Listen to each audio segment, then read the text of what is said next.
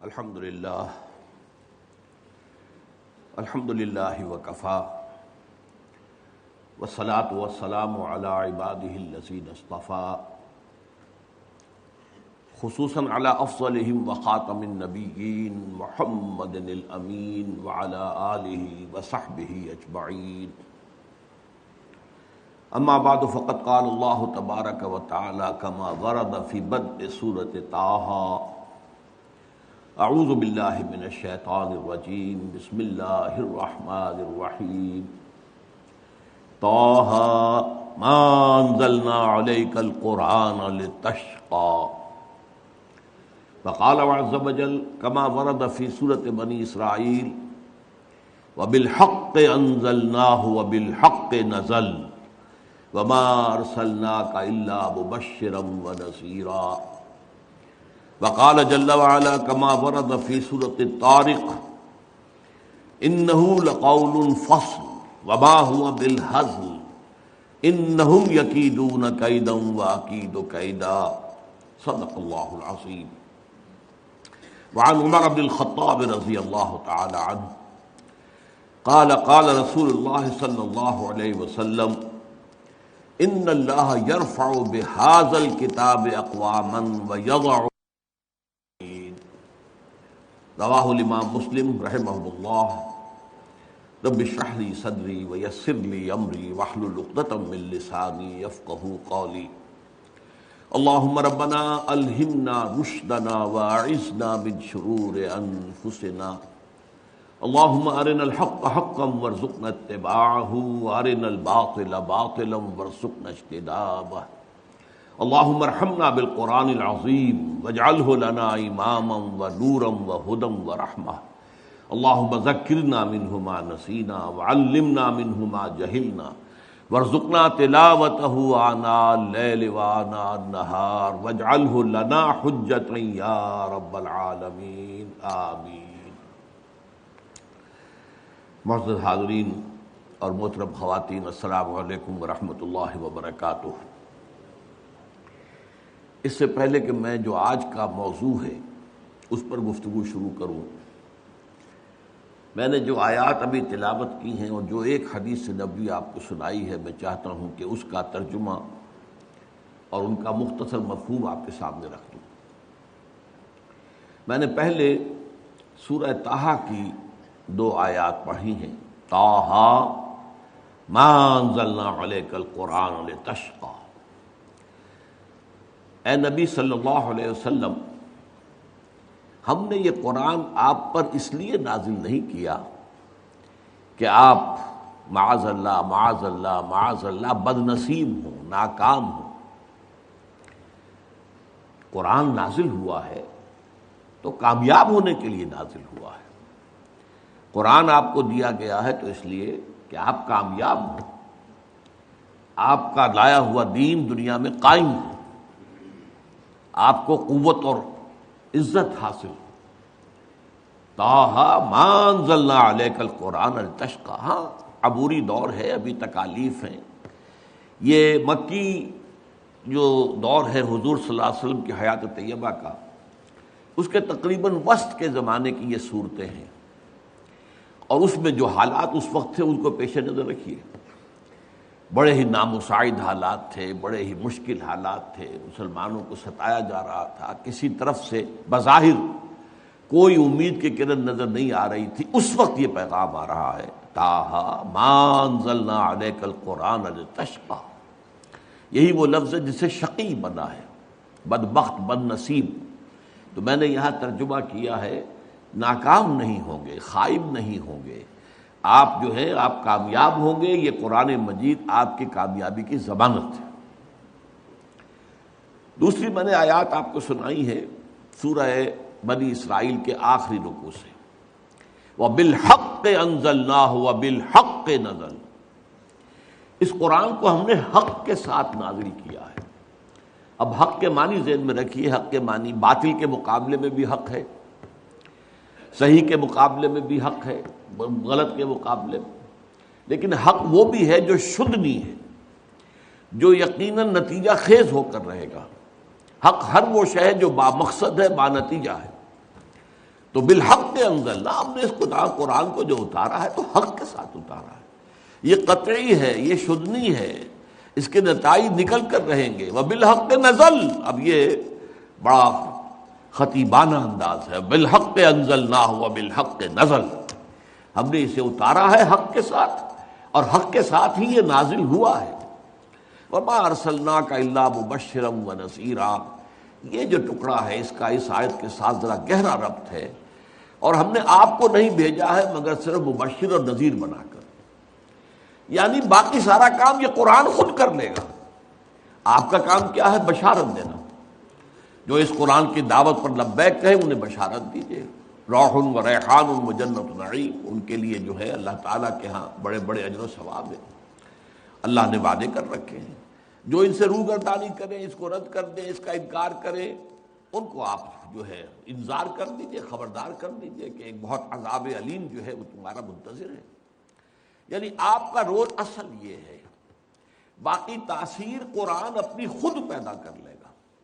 قرآن میں قوت تاثیر موجود ہے، بالحق انزلناہ و بالحق نزل، یہ قرآن جو ہے یہ حق کے ساتھ نازل ہوا ہے، نتیجہ خیز بننے کے لیے نازل ہوا ہے، انقلاب لانے کے لیے نازل ہوا ہے اور حق کے ساتھ نازل ہوا ہے۔ آپ کا کام کیا ہے؟ بشیر اور نذیر، خبردار کرتے رہیں جو غلط کاری اور غلط روش کے انجام سے، اور بشارتیں دیتے رہیں ان لوگوں کو کہ جو حق کا راستہ اختیار کریں کہ ان کے لیے اللہ تعالیٰ نے جنت فراہم کی۔ یہی مضمون آیا سورۃ الطلاق میں، سورۃ الطارق میں، انہ لقول فصل وما هو بالہزل، یہ قرآن قول فصل ہے، فیصلہ کن کلام بن کر آیا ہے۔ یہ ایسے ہی نہیں ہے کہ کوئی شاعر کا کوئی شعر ہے، کوئی قبول کیا تو اور نہ قبول کیا تو کیا، اگر کوئی قصیدہ خواں ہے اس کو داد دی، اس کی تعریف کی، اس پہ ڈونگرے برسائے یا نہیں، کوئی فرق واقع نہیں ہوتا، نہیں، یہ تو فیصلہ کن بن کر نازل ہوا ہے۔ جو اسے مانے گا اس کے لیے کامیابی ہے، اس کے لیے بشارتیں ہیں، اس کے لیے دنیا کے اندر بھی عزت ہوگی، وقار ہوگا، اور جو نہیں مانے گا اس کے لیے یہاں بھی ذلت ہے، خاری ہے، رسوائی ہے، اور آخرت میں بھی عذاب ہے۔ تو انہ لقول فصل وما هو بالہزل، ہزل گوئی کہتے ہیں ایسے ہی بے تکی باتیں کرتے رہنا جن کا کوئی نتیجہ نہ نکلتا ہو۔ اس کے بعد بہت پھر دیکھیے یہاں بھی جو ربط آیا ہے، انہم یکیدون کیدا واکید کیدا، اے نبی آپ پریشان نہ ہو، یہ اپنی سی چالیں چل رہے ہیں، کفار آپ کے مخالفین، بظاہر ان کی طاقت بہت بڑی نظر آ رہی ہے۔ آپ ابتدائی دور میں سمجھیے کہ سورۃ الطارق جو ہے وہ تو ابتدائی دور کی صورت ہے، چھوٹی صورتوں میں سے ہے۔ اس وقت جو حالات تھے کوئی امکان نظر آتا تھا کہ عرب میں انقلاب برپا ہو جائے گا؟ کوئی صورت نظر آتی تھی؟ مقابلے میں جو ہے قریش، جو جزیرہ نما عرب کی عظیم ترین قوت تھے، عسکری اعتبار سے، مذہبی اعتبار سے، سماجی اعتبار سے پورے عرب کے امام تھے، مالیاتی اعتبار سے، مالی اعتبار سے بہت مستحکم، ان کی تجارت جو ہے وہ یمن سے شام تک پھیلی ہوئی، لہذا ان کے مقابلے میں کھڑے ہونا اور ان کے مقابلے میں ان کی تمام ساری جتنی بھی سازشیں ہوں، جتنی بھی ان کی پلاننگز ہوں، ان سب کو ناکام کر کے اور انقلاب برپا کر دینا یہ کوئی آسان کام نظر نہیں آ سکتا تھا۔ اس لیے فرمایا انہم یکیدون کیدن، اے نبی یہ چالیں چل رہے ہیں، یہ اپنی سازشیں کر رہے ہیں، یہ آپ کا راستہ روکنے کے لیے ہر امکانی تدبیر کے بارے میں غور کر رہے ہیں، پھر روح عمل را رہے، لیکن عقید و قیدا، میں بھی تو ایک چال چل رہا ہوں، میری چال جو ہے ظاہر بات ہے کہ میری چال سب سے زیادہ مضبوط ہے، اور بالآخر جو ہے وہ میری ہی چال کامیاب ہوگی اور میرا ہی جو بھی تدبیر کا معاملہ ہے وہ پورا ہوگا۔ یہ میں نے آیات آپ کو کیا پڑھا، کس لیے آج سنائی ہے؟ قرآن فیصلہ کن کلام بن کر نازل ہوا۔ اب آپ سوچئے اس مضمون کو ایک حدیث میں کس خوبصورتی سے بیان کیا ہے۔ اس کے راوی ہیں حضرت عمر رضی اللہ تعالی عنہ۔ حضرت عمر کبار صحابہ میں سے بھی ہیں، فقہائے صحابہ میں سے بھی ہیں، اور یہ بہت کثیر الروایت صحابی نہیں ہے، بہت محتاط، کہیں رسول کے فرمان میں کہیں شوشے بھر کا فرق نہ ہو جائے۔ اس اعتبار سے جو جتنے زیادہ محتاط تھے صحابہ میں سے اور جتنے زیادہ بڑے فقیہ تھے اتنے ہی وہ روایت کے اعتبار سے زیادہ جو ہیں ان کی تعداد کم رہتی ہے۔ تو حضرت عمر رضی اللہ تعالیٰ عنہ ان میں سے۔ اب وہ فرما رہے، اور یہ مسلم شریف کی روایت ہے، ہمارے ہاں جو حدیث کے مجموعے ہیں صحیح بخاری صحیح مسلم ٹاپ پر ہے، صحیحین۔ تو امام مسلم نے روایت کیا حضرت عمر سے رضی اللہ تعالی عنہ کہ حضور نے فرمایا ان اللہ یرفع بہذا الکتاب اقواما ویضع بہ آخرین، اللہ تعالیٰ اب اسی کتاب کی بدولت قوموں کو اٹھائے گا، بام عروج پر پہنچائے گا، ترقی دے گا اور رفعت عطا کرے گا۔ ان اللہ یرفع بہذا الکتاب اقواما ویضع بہ آخرین، اور اسی کے ذریعے سے، اسی کو رد کرنے کے باعث، اس کی طرف پشت کر لینے کے باعث، اس کو پیٹھ دکھانے کے باعث لوگ قوموں کو رسوا اور برباد کر دے گا۔ گویا کہ وہی مضمون جو ان صورتوں میں آیا کہ انہ لقول فصل وما هو بالهزل وبالحق انزلناه وبالحق نزل، اسی کو اس حدیث کے اندر جو ہے بہت سادہ الفاظ کے اندر بیان کر دیا گیا، ان اللہ یرفع بہذا الکتاب اقواما ویضع بہ آخرین۔ یہ ہے مقام و مرتبہ۔ عظمت قرآن پر تو میری ویسے بہت سی تقاریر ہیں، میں ان آیات کو وہاں نہیں لایا کرتا، لیکن آج خاص مضمون کی وجہ سے میں نے یہ آیات آپ کو پڑھ کر سنائی ہے کہ قرآن نتیجہ خیز ہے، قرآن کامیاب ہو کر رہنے والی شے ہے، قرآن مغلوب ہونے والا نہیں ہے، قرآن سے یقیناً نتیجے برآمد ہوں گے، اس کا یقین کر لیا جائے۔ اب اس توحید کے بعد آئیے جو آج کا موضوع ہے، آپ نے شاید اخبار میں اور وہ جو لیفلیٹ دیکھا ہو، اس میں نے اس کا عنوان معین کیا ہے کہ پوری نوع انسانی، عالمی امت مسلمہ اور پاکستان، ملت اسلامیہ پاکستان، ان سب کی تقدیر قرآن مجید سے وابستہ ہے۔ اب میں ایک ایک کر کے ان مضامین کی طرف آ رہا ہوں۔ دیکھیے، سب سے پہلے ہمیں یہ سوچنا ہے کہ کیا نوع انسانی کی ابدی قسمت یہ ہے کہ خدا سے عالمی بغاوت جاری رہے؟ میں اسی مقام پر 22 فروری 2004 کو ایک تقریر کر چکا ہوں، موجودہ عالمی حالات میں اسلام کا مستقبل۔ اس وقت میں نے گفتگو کی تھی جو اس وقت فوری حالات ہیں اور مستقبل قریب میں جو آنے والے حالات ہیں، اور اس کا نتیجہ کیا تھا کہ فی الحال اور فی الوقت اور مستقبل قریب میں اسلام بحیثیت نظام زندگی، اسلام بحیثیت دین کا کوئی مستقبل نہیں۔ ابھی یہ اور دبے گا اور دبایا جائے گا اور زوال آئے گا اس کو، لیکن یہ کہ آج جو بات میں آپ سے کہہ رہا ہوں وہ ذرا مستقبل بعید کی ہے، تھوڑے سے فاصلے کی بات ہے۔ اگرچہ یہ مستقبل بعید بھی اب بہت بعید نہیں ہے، اب بڑی تیزی کے ساتھ جو واقعات و حالات ہیں ان کی رفتار بہت تیز ہے، بہت تیز ہے۔ The pace of events is very fast, لہذا وہ بعید تو میں کہہ رہا ہوں قریب کے مقابلے میں، اس لیے کہ ہم دو ہی مستقبل جانتے ہیں، مستقبل قریب، مستقبل بعید۔ لیکن یہ کہ یہ نہ سمجھیے کہ کوئی بہت بعید ہے، زیادہ دور کی بات نہیں ہے، یہ نہیں رہے گا، یہ نہیں ہوگا جیسے کہ آج ہے اور ابھی کچھ عرصے اور رہے گا کہ پوری دنیا میں ریاست اور سیاست سے اللہ کو نکال دیا جائے۔ نتھنگ ڈوئنگ، جاؤ تم مسجد میں رہو، چرچ میں رہو، سینیگوگ میں رہو، یا جس نے تمہیں بتوں کی شکل میں دیکھا جاؤ وہاں پر مندروں میں رہو، کہیں رہو، ہمارے ملک کے اجتماعی معاملات سے تمہارا کوئی دخل نہیں۔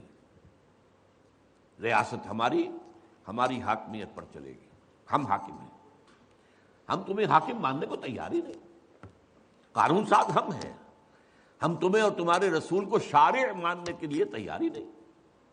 ہمارا اپنا نظام ہوگا، ہمارے اپنے فیصلے ہوں گے، ہم چاہیں گے تو دو مردوں کی شادی رجسٹر کریں گے، ایک مرد کو شوہر، دوسرے مرد کو جو ہے اس کی بیوی قرار دے دیں گے، تمہارا کوئی دخل نہیں۔ اب یہ عالمی بغاوت ہے اللہ کے خلاف اور گلوبل ہے۔ اسی طرح جو یہ کیا تم نے کہا ہے کہ سود حرام ہے اور جوا حرام ہے، نتھنگ ڈوئنگ، ہمارا نظام، معاشی نظام سود ہی پر مبنی رہے گا، سود ہی کے محور پر گھومے گا، جوا جو ہے اس کے اندر انٹیگرل پارٹ کی حیثیت سے رہے گا۔ تم اپنے احکام اپنے پاس رکھو، مسجد میں رکھو، اس کی تلاوت کر لیا کریں، تمہارے ماننے والے جو ہیں تلاوت کر کے ان آیات کا ثواب لے لیا کریں، لیکن ہمارے معاشی نظام سے تمہارا کوئی واسطہ نہیں۔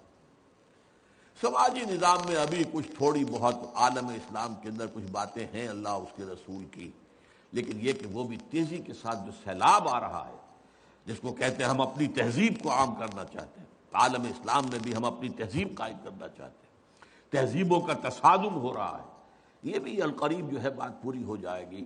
یہ صورتحال اس وقت ہے اور ابھی مستقبل قریب میں رہے گی، اور اس کا میں نے تفصیل سے اس پر گفتگو کی تھی 22 فروری سن 2004 کو اسی مقام پر۔ اب وہ کتابچے کی شکل میں موجود ہے، لیکن یہ ہمیشہ رہنے والی بات نہیں۔ مستقبل بعید میں ایسا نہیں ہوگا کہ غریب اور امیر کے درمیان یہ فرق و تفاوت رہے۔ جو ہمارے ہاں مشہور ہے شمال اور جنوب، شمالی جو اس کرے کا جو علاقہ ہے اس میں سب کیا ہے، ڈیولپڈ کنٹریز ہے، اور جنوبی کے اندر جو ہے شمالی امریکہ ورسس جنوبی امریکہ، ذرا غور تو کیجیے، اور جو کچھ ہو رہا ہے یورپ اور اس کے مقابلے میں افریقہ۔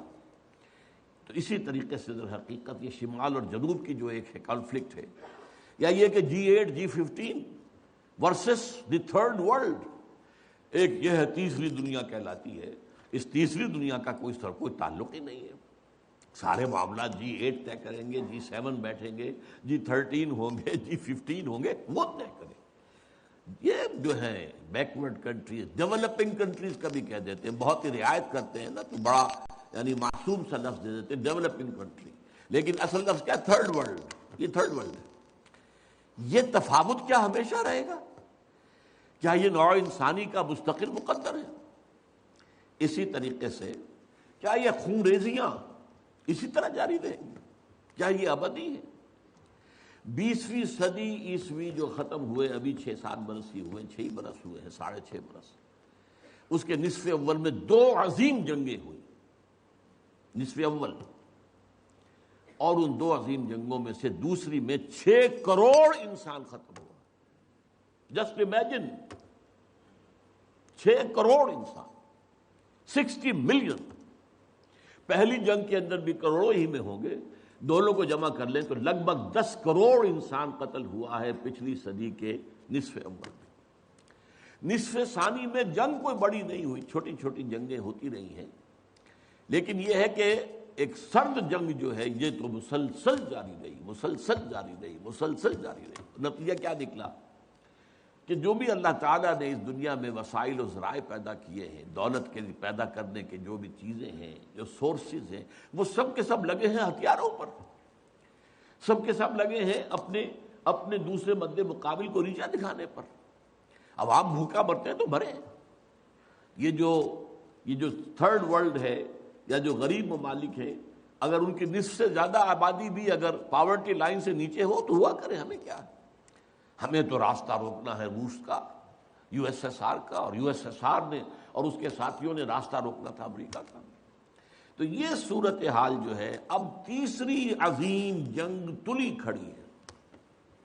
کچھ پتہ نہیں کہ یہ جو کچھ معاملہ شروع ہوا ہے اور جو ہو رہا ہے رفتہ رفتہ بڑھے گا، یہ لبنان کا معاملہ ہے، لبنان سے آگے جا کر یہ شام کا سیریا کا معاملہ ہو جائے۔ تو تیسری عالمگیر جنگ جو ہے، فرق کیا ہوگا کہ پہلی 2 جنگیں یورپ میں لڑی گئی اور انہوں نے طے کر لیا تھا اب کوئی عالمی جنگ ہم نہیں لڑیں گے، ہم نے بہت خون دے دیا، 10 کروڑ آدمی دے دیا۔ ان 10 میں سے آپ کو معلوم ہے 60 لاکھ تو یہودی تھے، 60 ملینز میں سے 6 ملینز یہودی تھے، جس دوسری ورلڈ وار ہے اس کے دوران جرمنوں نے جنہیں قتل کیا، ختم کیا۔ لیکن اب جنگ لڑی جائے گی مڈل ایسٹ میں۔ مڈل ایسٹ کا نقشہ بدلا جا رہا ہے، کہا جا رہا ہے، یہ تو اب ایک عام لفظ ہے سب کی زبان پر، مڈل ایسٹ کا نقشہ تبدیل کرنا ہے۔ مڈل ایسٹ کا نقشہ تبدیل مطلب کیا ہے اس کا؟ مطلب یہ ہے کہ یہاں گریٹر اسرائیل بن رہا ہے، یہ ملکوں کی سرحدیں ختم ہو جائیں گی۔ کیا ہے لبنان اور شام، یہ پہلے ایک ہی ملک ہوتے تھے، بلکہ جارڈن بھی انہی میں شامل تھا، بادیت الشام ہے، یہ شام کا صحرا، یہ سارا فلسطین، اسرائیل، لبنان اور جارڈن اور سیریا، یہ سب ایک ملک تھے، گریٹر سیریا۔ یہ تو پچھلی جو صدی کی پہلی جنگ عظیم تھی، اس کے بعد بندر بانٹ کی گئی، یہ مختلف ممالک بنا دیے گئے، یہ انگریزوں کا، یہ فرانسیسیوں کا، یہ فلاں کا، یہ فلاں کا۔ بہرحال اب انہوں نے بنانا ہے یہ ساری لکیریں ہٹا کر پورا عراق، اس پر تو قبضہ ہو ہی گیا تقریباً، جب جو ہے امریکہ نے ختم کیا تھا صدام کی حکومت کو اور فتح حاصل ہوئی تھی، شیرون نے صاف کہہ دیا تھا عنقریب عراق پر ہمارا قبضہ ہوگا، اور اس سے پہلے وہ کہتے تھے ہمارا گریٹر اسرائیل جو ہے دریائے فرات تک ہوگا، لیکن اب انہوں نے کہا نہیں، یہ تو دریائے دجلہ تک جائے گا، ٹائگرس تک، ناٹ یوفریٹس بٹ ٹائگرس۔ تاکہ عراق کا جتنا بھی علاقہ زرخیز ہے، دو آبا ہے نا، ایک دریائے فرات آ رہا ہے اور دوسرا دریا جو ہے دریائے دجلہ آ رہا ہے، اس کے درمیان جو دو آبا ہے انتہائی زرخیز، وہ سارا ہمارے پاس ہو۔ تو سوچنے کی بات یہ ہے کہ کیا نوع انسانی کی آخری تقدیر یہی ہے؟ نہیں، ایسا نہیں۔ آج میں اس منفی پہلو کے بجائے آپ کے سامنے مثبت پہلو رکھ رہا ہوں، صرف اس فرق کے ساتھ کہ ابھی ذرا دور ہے، ابھی اس کے لیے قربانیاں دینی ہوگی، ابھی اس کے لیے محنتیں کرنی ہوگی، ابھی اللہ تعالیٰ کی سزا جو ہے اس میں اور سختی اور شدت آئے گی۔ میں چاہتا ہوں کہ جو کچھ مجھے نظر آ رہا ہے وہ آپ کو دکھاؤں۔ وہ جو اقبال نے کہا دیکھا ہے جو کچھ میں نے اوروں کو بھی دکھلا دے، یہ ظاہر بات ہے کہ ایک انسان جو ہے جو غور کرتا ہے، سوچتا ہے، اور جیسے کہ اقبال نے کہا تھا سرما ہے میری آنکھ کا خاک مدینہ و نجف، میں نے ذرا اس میں ترمیم کی ہے، آپ کے علم میں ہوگا کہ سرما ہے میری آنکھ کا خاک حجاز و حول قدس، مدینہ اور نجف تو ایک ہی شے ہے۔ حضرت علی اور حضور کے مابین کیا فرق ہے؟ حضور نے خود فرمایا انا مدینۃ العلم وعلی بابها، وہ تو ایک شے ہے۔ لہذا مدینہ اور نجف جو ہے اس کو دو جگہ کرنا ٹھیک نہیں ہے۔ ہاں حجاز جہاں قرآن نازل ہوا، اور حول قدس جہاں سینکڑوں انبیاء دفن ہیں، الذی بارکنا حولہ لنریہ من آیاتنا۔ جو اولڈ ٹیسٹمنٹ ہے، جو نیو ٹیسٹمنٹ ہے، بائبل ہے، اس کا تعلق کس سے ہے؟ حول قدس سے۔ تو ان دونوں کے ذریعے سے جو باتیں میں نے دیکھی ہیں میں آپ کو دکھانا چاہ رہا ہوں۔ بہت سے لوگ کہتے ہیں یہ بہت دور کی کوڑی لاتے ہیں، میں کیا کروں؟ میں تو جو دیکھوں گا وہی دکھاؤں گا، جو مجھے نظر آ رہا ہے وہی آپ کو سجھاؤں گا۔ بہرحال یہ ہے کہ پوری دنیا میں بالآخر اسلام کا غلبہ ہوگا، عالمی سطح پر خلافت علی منہاج النبوت قائم ہو کر رہے گی، اور پوری دنیا میں امن و امان ہوگا، خوشحالی ہوگی۔ بڑی طویل حدیث ایک موجود ہے کہ اس کے بعد یہ ہوگا جنگ ختم ہو جائے گی، خونریزی ختم ہو جائے گی، امن و امان ہوگا، خوشحالی اتنی ہوگی کہ زمین اپنے سارے خزانے اگل دے گی، آسمان اپنی ساری برکتیں نازل کر دے گا۔ یہ دور آنا ہے، عالمی غلبہ اسلام اور اللہ کے دین کا غلبہ اور خلافت علی منہاج النبوت کا قیام۔ اب اگلی بات، لیکن ظاہر بات ہے یہ کام کہیں ایک جگہ سے شروع ہوگا، ایک دم تو عالمی غلبہ پوری دنیا پر نہیں آ جائے گا۔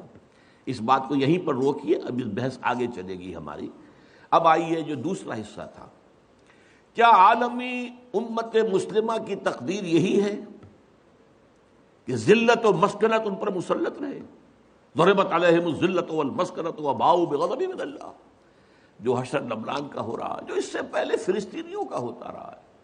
کیوں نہیں کر سکی دنیا؟ مسلم دنیا چپ، زیادہ سے زیادہ بہت ریزولوشن پاس کر دیں گے۔ ابھی جایا پترا میں جمع ہو گئے ہیں، بعد ملیشیا میں، اور ریزولوشن پاس کر دیا، اللہ اللہ خیر صلی اللہ، نو تھریٹ۔ کوئی یہ بھی کہنے کو تیار نہیں کہ ہم اپنے سفارتی تعلقات منقطع کر لیں گے، نہیں۔ کوئی یہ کہنے کو تیار نہیں کہ ہم اپنے تجارتی تعلقات منقطع کر لیں گے، نہیں۔ درخواست ہے تو اسی یونائٹڈ نیشنز سے ہے، اور درخواست ہے تو اسی یونائٹڈ اسٹیٹس آف امریکہ سے ہے، وہ سیز فائر کرا دیں۔ ان کی مرضی سے تو جنگ شروع ہوئی ہے، ان کے پلان کے تحت تو معاملہ ہے۔ ان کی خواہش ہے کہ جب تک حزب اللہ کی کمر نہ ٹوٹ جائے، کچل نہ دیا جائے، اس وقت تک جنگ بندی نہ ہو۔ یہ تو دوسری بات ہے، حزب اللہ نے جتنی مقاومت کا مظاہرہ کیا ہے، دے آر سرپرائزڈ، یہ ان کے لیے بالکل ایک سرپرائز ہے۔ اس قدر ہمت جو ہے ایک جو ہے حزب اللہ، جو کہ کوئی ریگولر آرمی نہیں ہے، جس کے پاس ٹینک نہیں ہے، جس کے پاس ہوائی جہاز نہیں ہے، ٹینک ہوائی جہاز تو پوری لبنان کی فوج کے پاس نہیں ہے، چند ہزار فوجی ہیں، اللہ اللہ خیر صلی اللہ، کچھ بھی نہیں، نہ ایئر فورس ہے نہ کچھ اور ہے۔ اور یہ حزب اللہ کیا ہے؟ ان کے پاس یا راکٹ سے یا کلاشنکوف سے، بس دو چیزیں۔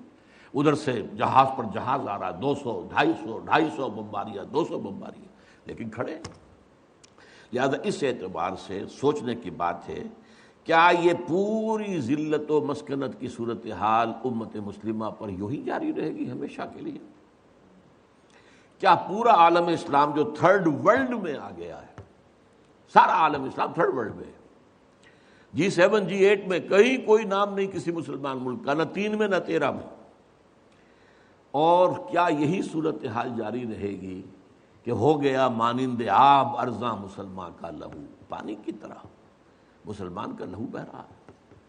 جہاں دیکھو، کشمیر میں دیکھ لو، فلسطین میں دیکھ لو، فلسطین میں تو 50 برس سے بہ رہا ہے، کشمیر میں بھی اب تقریباً یوں سمجھیے کہ 20 برس ہونے کو آئے، جب سے کہ وہاں پر ایک جو ہے مسلح جدوجہد شروع ہوئی۔ پھر چچنیا میں کیا ہو رہا، مسلسل ہو رہا ہے، کوسوو میں کیا ہوا، بوسنیا میں کیا ہوا، برف گرتی ہے تو بیچارے مسلمانوں پر، مرتا ہے تو مسلمان۔ صومالیہ میں کیا ہوا تھا، یہ صورت، آج لبنان میں کیا ہو رہا ہے، یہ صورتحال دیکھیے، کیا یہی ہمیشہ جاری رہے گی؟ نہیں، صورتحال بدلے گی۔ اور بھی دور فلک ہیں ابھی آنے والے، ناز اتنا نہ کریں ہم کو ستانے والے۔ یہ عالمی ملت اسلامیہ امت مسلمہ جو ہے، اس کا یہ معاملہ ہوا کیوں ہے؟ ہوا اس لیے ہے، یہ میں اس پر مفصل کتاب لکھ چکا ہوں، سابقہ اور موجودہ مسلمان امتوں کا ماضی، حال اور مستقبل، کہ یہ جو ضربت علیہم الذلۃ والمسکنہ، یہ کیفیت جو بنی اسرائیل کے لیے آئی ہے قرآن میں، یہ آج ہم پر کیوں آ گئی ہے؟ کیا وجہ ہے؟ وجہ یہ کہ جو جرم انہوں نے کیا وہ ہم نے کیا، ہم نے قرآن کو پس پش ڈالا۔ نبذ فریق من الذین اوتوا الکتاب کتاب اللہ وراء ظہورہم، ہم نے اسے اپنا امام تو نہیں بنایا۔ ہاں، ختم قرآن کے بعد دعا مانگ لیتے ہیں، اللہم اجعلہ لنا اماما ونورا وہدی ورحمۃ، لیکن چلنا نہیں اس کے پیچھے، یہ امام ہی ہے بس ہمارا، کہنے کو امام، اس کی بات ماننی تو نہیں، اس کے احکام پر چلنا تو نہیں۔ تو اس لیے ہوا کہ ہم آج پوری دنیا میں ایک ملک بھی ایسا نہیں دکھا سکتے جس کے بارے میں ہم پورے اطمینان کے ساتھ دنیا کو یہ کہہ کر دعوت دے سکے کہ come and see with your own eyes this is Islam, یہ ہے اسلام کی رحمت للعالمینی، یہ ہے محمد رسول اللہ صلی اللہ علیہ وسلم کی رحمت للعالمینی، پورے عالم کے لیے یہ نظام مبنی بر عدل و انصاف، مبنی بر عدل، سماجی عدل، سوشل جسٹس کا نظام جو ہے وہ اللہ نے دیا ہے۔ آؤ اپنی آنکھوں سے دیکھ لو، اس کے برکات کا مظاہرہ کر لو، مظاہرہ تمہارے سامنے ہے۔ وہ کتاب جو ہے وہ پڑھنے کے قابل ہے، نہ پڑھی ہو آپ نے ضرور پڑھیں، کیونکہ یہ سارے عقدے حل ہوتے ہیں۔ وجہ کیا ہے؟ یہ کیوں مسلمانوں ہی کا خون بہ رہا ہے؟ ہم تو اللہ کا نام تو لیتے ہیں کم سے کم، ہم اگر 120 کروڑ دنیا میں ہیں تو ان میں سے 20 کروڑ تو ایسے ہوں گے جو اللہ کا نام لیتے ہو مسجدوں میں جا کر، 20 کروڑ نہ ہو 20 ملین تو ہوں گے جو 5 وقتہ نمازی ہوں۔ یہ کفار، یہ تثلیث کے قائل، یہ ملحدین، یہ خدا کے منکر، آج قوت ہے تو ان کے پاس، دبدبہ ہے تو ان کا، دنیاوی وسائل ہیں تو اس پر قبضہ ان کا، کیوں ہے؟ کیا وجہ ہے؟ دو ہی امکانات ہیں، یا تو اللہ ظالم ہے معاذ اللہ ثم معاذ اللہ، اور یا اللہ لاچار ہے، کچھ کر نہیں سکتا، میں کیا کروں، میں نہیں کر سکتا۔ مانیں گے آپ دونوں باتوں کو؟ نہیں مان سکتے۔ پھر کیا جواب ہے اس کا؟ بڑا پیارا شعر اقبال کا، تو قادر و عادل ہے مگر تیرے جہاں میں ہیں تلخ بہت بندے مزدور کے اوقات۔ اے اللہ تو قادر ہے علی کل شے، اور تو عادل ہے، عدل کرنے والا، پھر بھی یہ کیا ہو رہا ہے دنیا میں؟ مزدور کا خون پسینہ نکال کر سرمایہ دار جو ہے اس کے خون سے کشید کی ہوئی سرخ شراب پیتا ہے شام کو بیٹھ کر۔ یہ کیا ہے؟ خواجہ از خون رگے مزدور سعادت لال ناب، از جفائے دہ خدایاں کشت دہقانہ خراب۔ ان جاگیرداروں وڈیروں کے ظلم سے جو کاشتکار ہے، جو ہاری ہے، اس کی تو کھیتی برباد ہے۔ یہ کیا ہو رہا ہے؟ کیا تو ظالم ہے؟ کیا تو لاچار ہے؟ نہیں، یہ تمہارے کرتوت ہیں، تمہارے اعمال ہیں، اس کی سزا، یہ سمجھنے کی بات ہے۔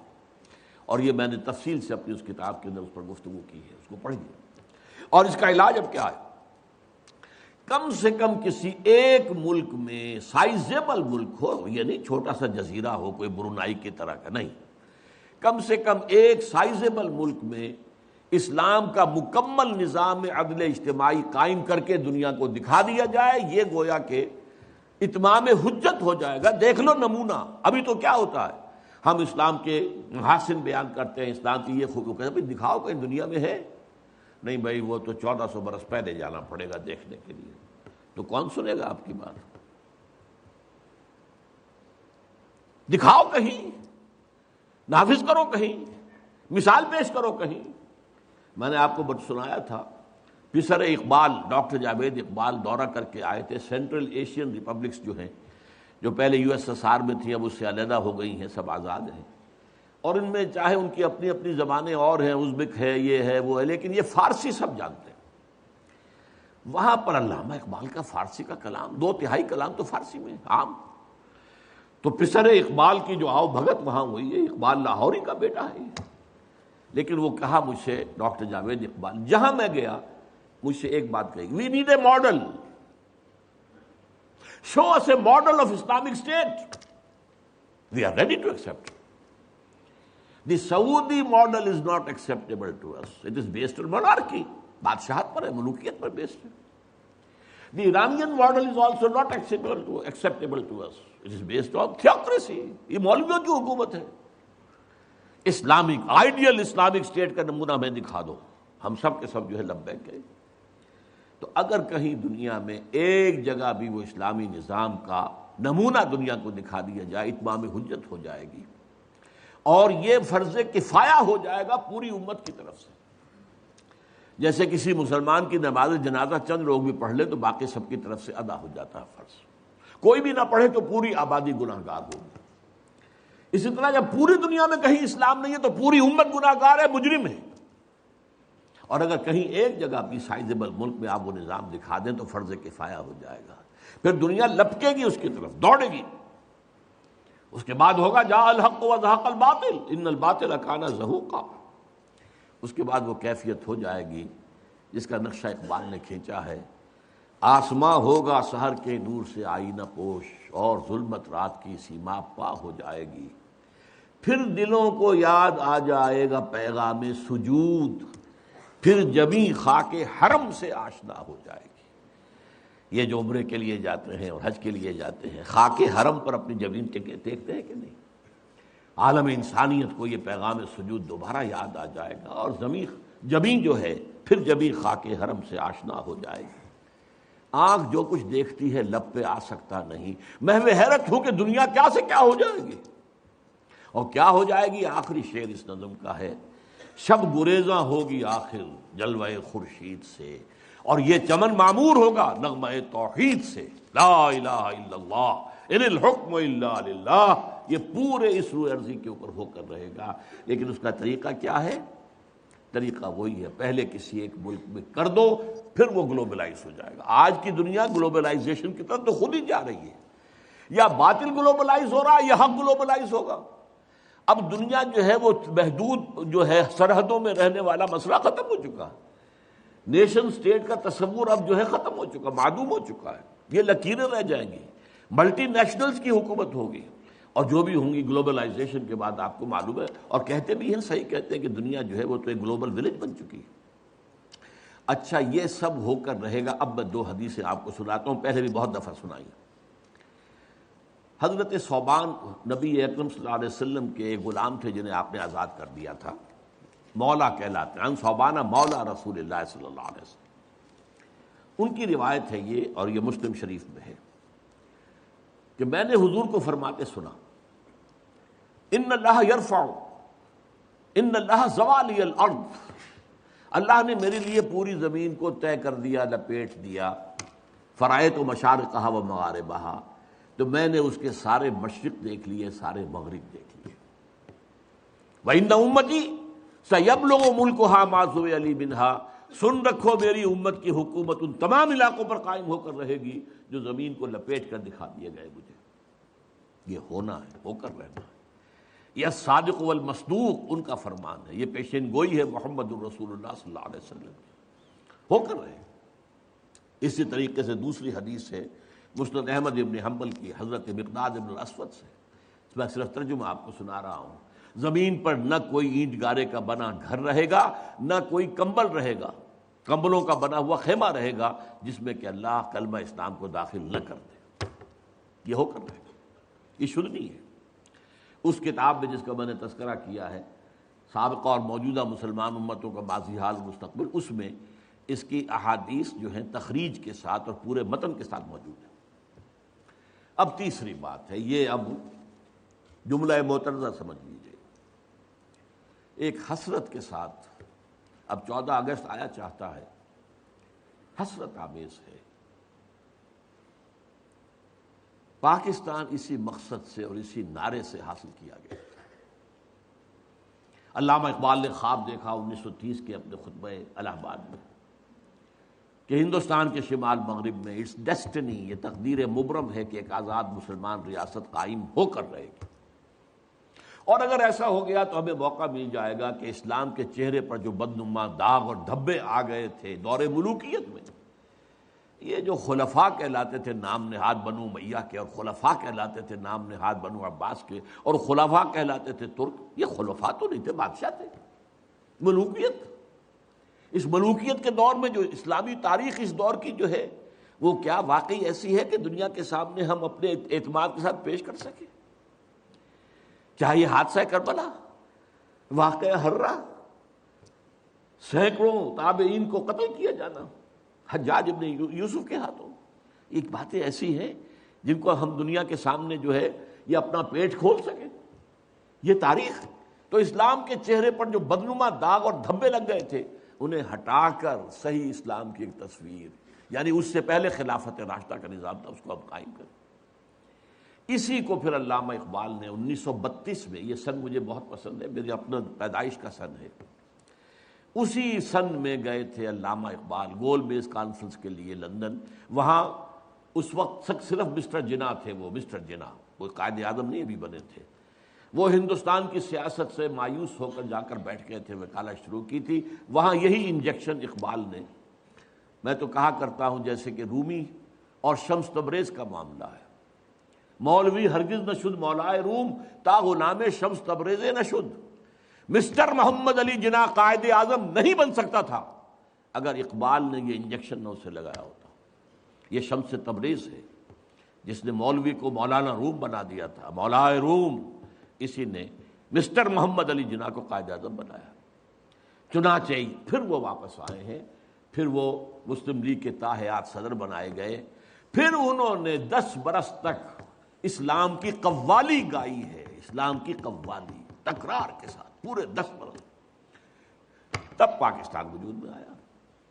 اور یہی کہا تھا کہ ہم پاکستان اس لیے چاہتے ہیں کہ عہد حاضر میں اسلام کے اصول حریت و اخوت و مساوات کا ایک نمونہ پیش کرتے، دنیا دیکھ لے یہ اسلام۔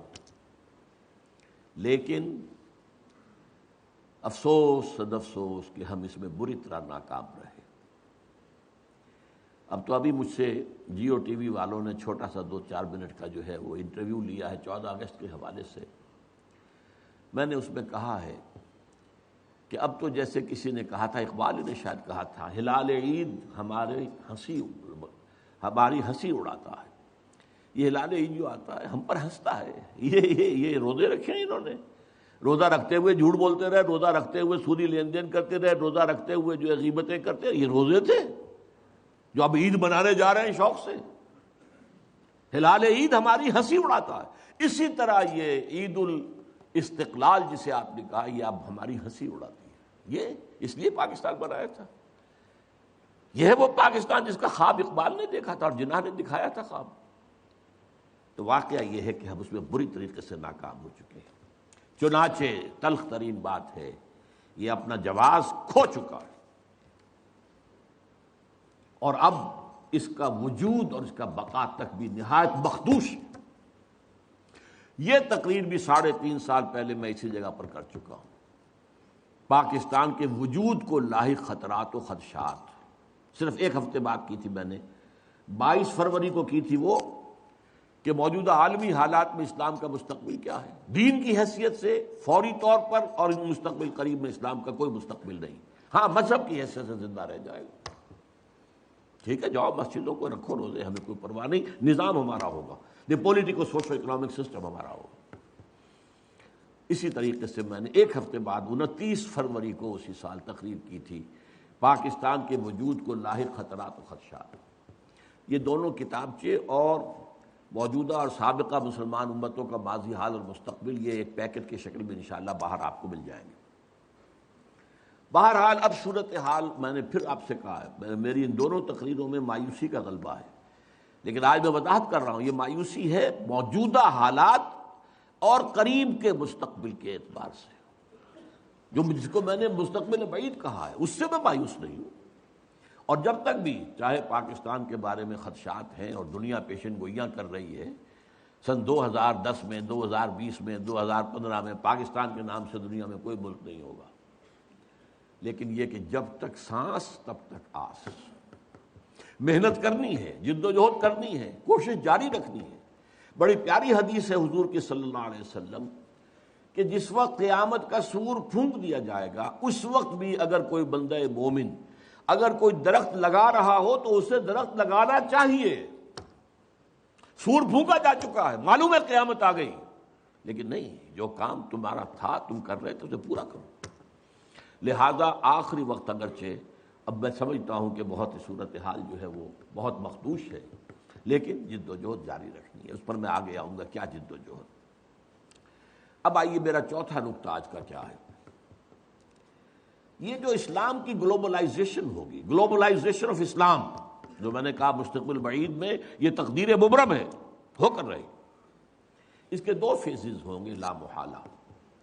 پہلے کسی ایک ملک میں اسلام قائم ہو اور پھر وہ گلوبلائز ہو جائے.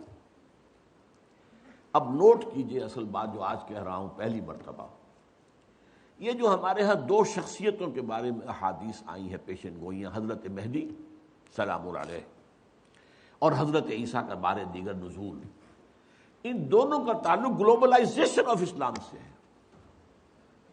اس سے پہلے کسی نہ کسی ملک میں اسلام پہلے قائم ہو چکا ہوگا طریق نبوی پر، جد و جہد سے، عمل سے، کوشش سے، انقلابی جد و جہد سے، ریولوشنری اسٹرگل سے، جان نثاریوں سے، قربانیاں دے کر اسلام پہلے کہیں قائم ہو چکا ہوگا. پھر اس کی گلوبلائزیشن جو ہے اس کے اندر حضرت مہدی کا بھی ایک پارٹ ہے، اور پھر حضرت عیسیٰ علیہ السلام کا جب وہ دوبارہ آئیں گے تو اس وقت فیصلہ کن رول ان کا. لیکن یہ ہے کہ اس سے پہلے کہیں ہوگا، یہ کہاں ہوگا، یہ میری آج کی پانچویں بات ہے. اس ضمن میں پہلے تو میں دو حدیثیں آپ کو سنا دینا چاہتا ہوں. ایک حضرت عبداللہ ابن حارث رضی اللہ تعالی عنہ سے ہے اور یہ سنن ابن ماجہ میں ہے. حضور نے فرمایا یخرج الناس من المشرق یؤتون للمہدی یعنی سلطان. مشرق سے فوجیں نکل کر آئیں گی جو عرب میں مہدی سلام علیہ کی حکومت کو قائم کریں گے، یعنی سلطان ہی، ان کے اقتدار، ان کی طاقت، ان کی قوت کو مستحکم کریں. یعنی پہلے مشرق کے کسی ملک میں اسلامی نظام قائم ہو چکے گا تبھی تو آئیں گی نا وہاں سے فوجیں. یخرج الناس من المشرق یؤتون للمہدی یعنی سلطانی. اور دوسری حدیث جو ہے اس کے راوی حضرت ابو ہریرہ ہے رضی اللہ تعالی عنہ، اور یہ جامع ترمذی کی روایت ہے. یخرج من خراسان رایات سود لا يردها شيء حتى تنصب بإيلیا. خراسان کے علاقے سے سیاہ جھنڈے لے کر فوجیں چلیں گی، ان کا رخ کوئی نہیں موڑ سکے گا یہاں تک کہ وہ ایلیا میں یعنی یروشلم میں بیت المقدس میں جا کر جھنڈے گاڑ دیے جائیں گے. ان دو حدیثوں کے اعتبار سے نوٹ کیجئے. ایک حدیث میں خراسان کا لفظ ہے، یہ خراسان بزرگ کہلاتا ہے اصل میں، نوٹ کر لیجئے. میں نے ایک مرتبہ ایک جو آئے تھے یہاں چارج افیئرس جو ہیں ایران کے، ان سے پوچھا خراسان کس ملک کا نام ہے؟ ان کا ہمارے ہاں ایک صوبہ ہے خراسان. میں نے کہا نہیں، خراسان ان کا خراسان بزرگ، وہ جو اولڈ گریٹر خراسان تھا اس میں افغانستان پورا، ایران کا ایک حصہ جو اب بھی خراسان کہلاتا ہے، ایک صوبہ شمال مشرقی صوبہ ہے وہ. اور یہ جو ابھی ریاستیں آزاد ہوئی ہیں یو ایس ایس آر کی تحلیل کے بعد، اور ایک کنڈا اس کا پاکستان میں بھی ہے.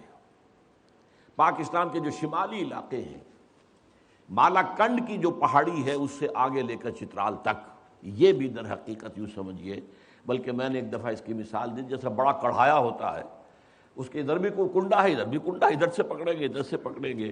تو خراسان جو ہے اس کڑھائے کے مانند تھا، جس میں کہ سارا افغانستان سوائے اس کے چھوٹے سے جنوبی حصے کے جسے سیستان کہتے تھے اس وقت، باقی پورا افغانستان. اور یہ جو ریاستیں ہیں ازبکستان وغیرہ اور کرغیزستان وغیرہ، اور پھر یہ کہ ایک کنڈا ایران میں، موجودہ ایران میں، اور ایک کنڈا پاکستان میں، اور دوسری حدیث میں مشرق کا لفظ آیا ہے۔ اب ذرا تجزیہ کیجئے کہ مشرق میں نمبر 1، عرب کے مشرق میں نمبر 1 ایران ہے، نمبر 2 افغانستان ہے یا خراسان کہہ لیجئے، نمبر 3 پاکستان ہے، نمبر 4 بھارت ہے۔ بھارت بھی تو مشرق میں ہے نا۔ اب اس کا تجزیہ کیجئے۔ جہاں تک ایران کا تعلق ہے، اگرچہ اس وقت تک تو صورت یہ ہے کہ ماننا پڑتا ہے کہ اگر کچھ ہمت، کچھ جرأت کا مظاہرہ کیا ہے تو صرف اہل تشیع نے کیا ہے۔ سنی مرے ہوئے ہیں، سنی بری طریقے سے سن ہو چکے ہیں۔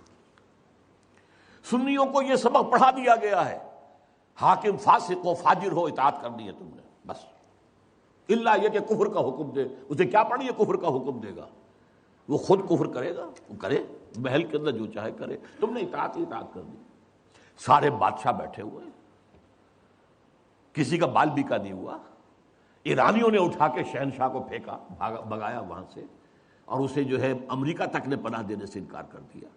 یہ حال کیا انہوں نے دکھائی ہے نا کچھ ہمت، جرأت۔ اس وقت بھی ایک ہی ملک ہے جو ڈٹ کر بات کر رہا ہے اسرائیل کے خلاف، واحد ملک ہے مسلمان ملک۔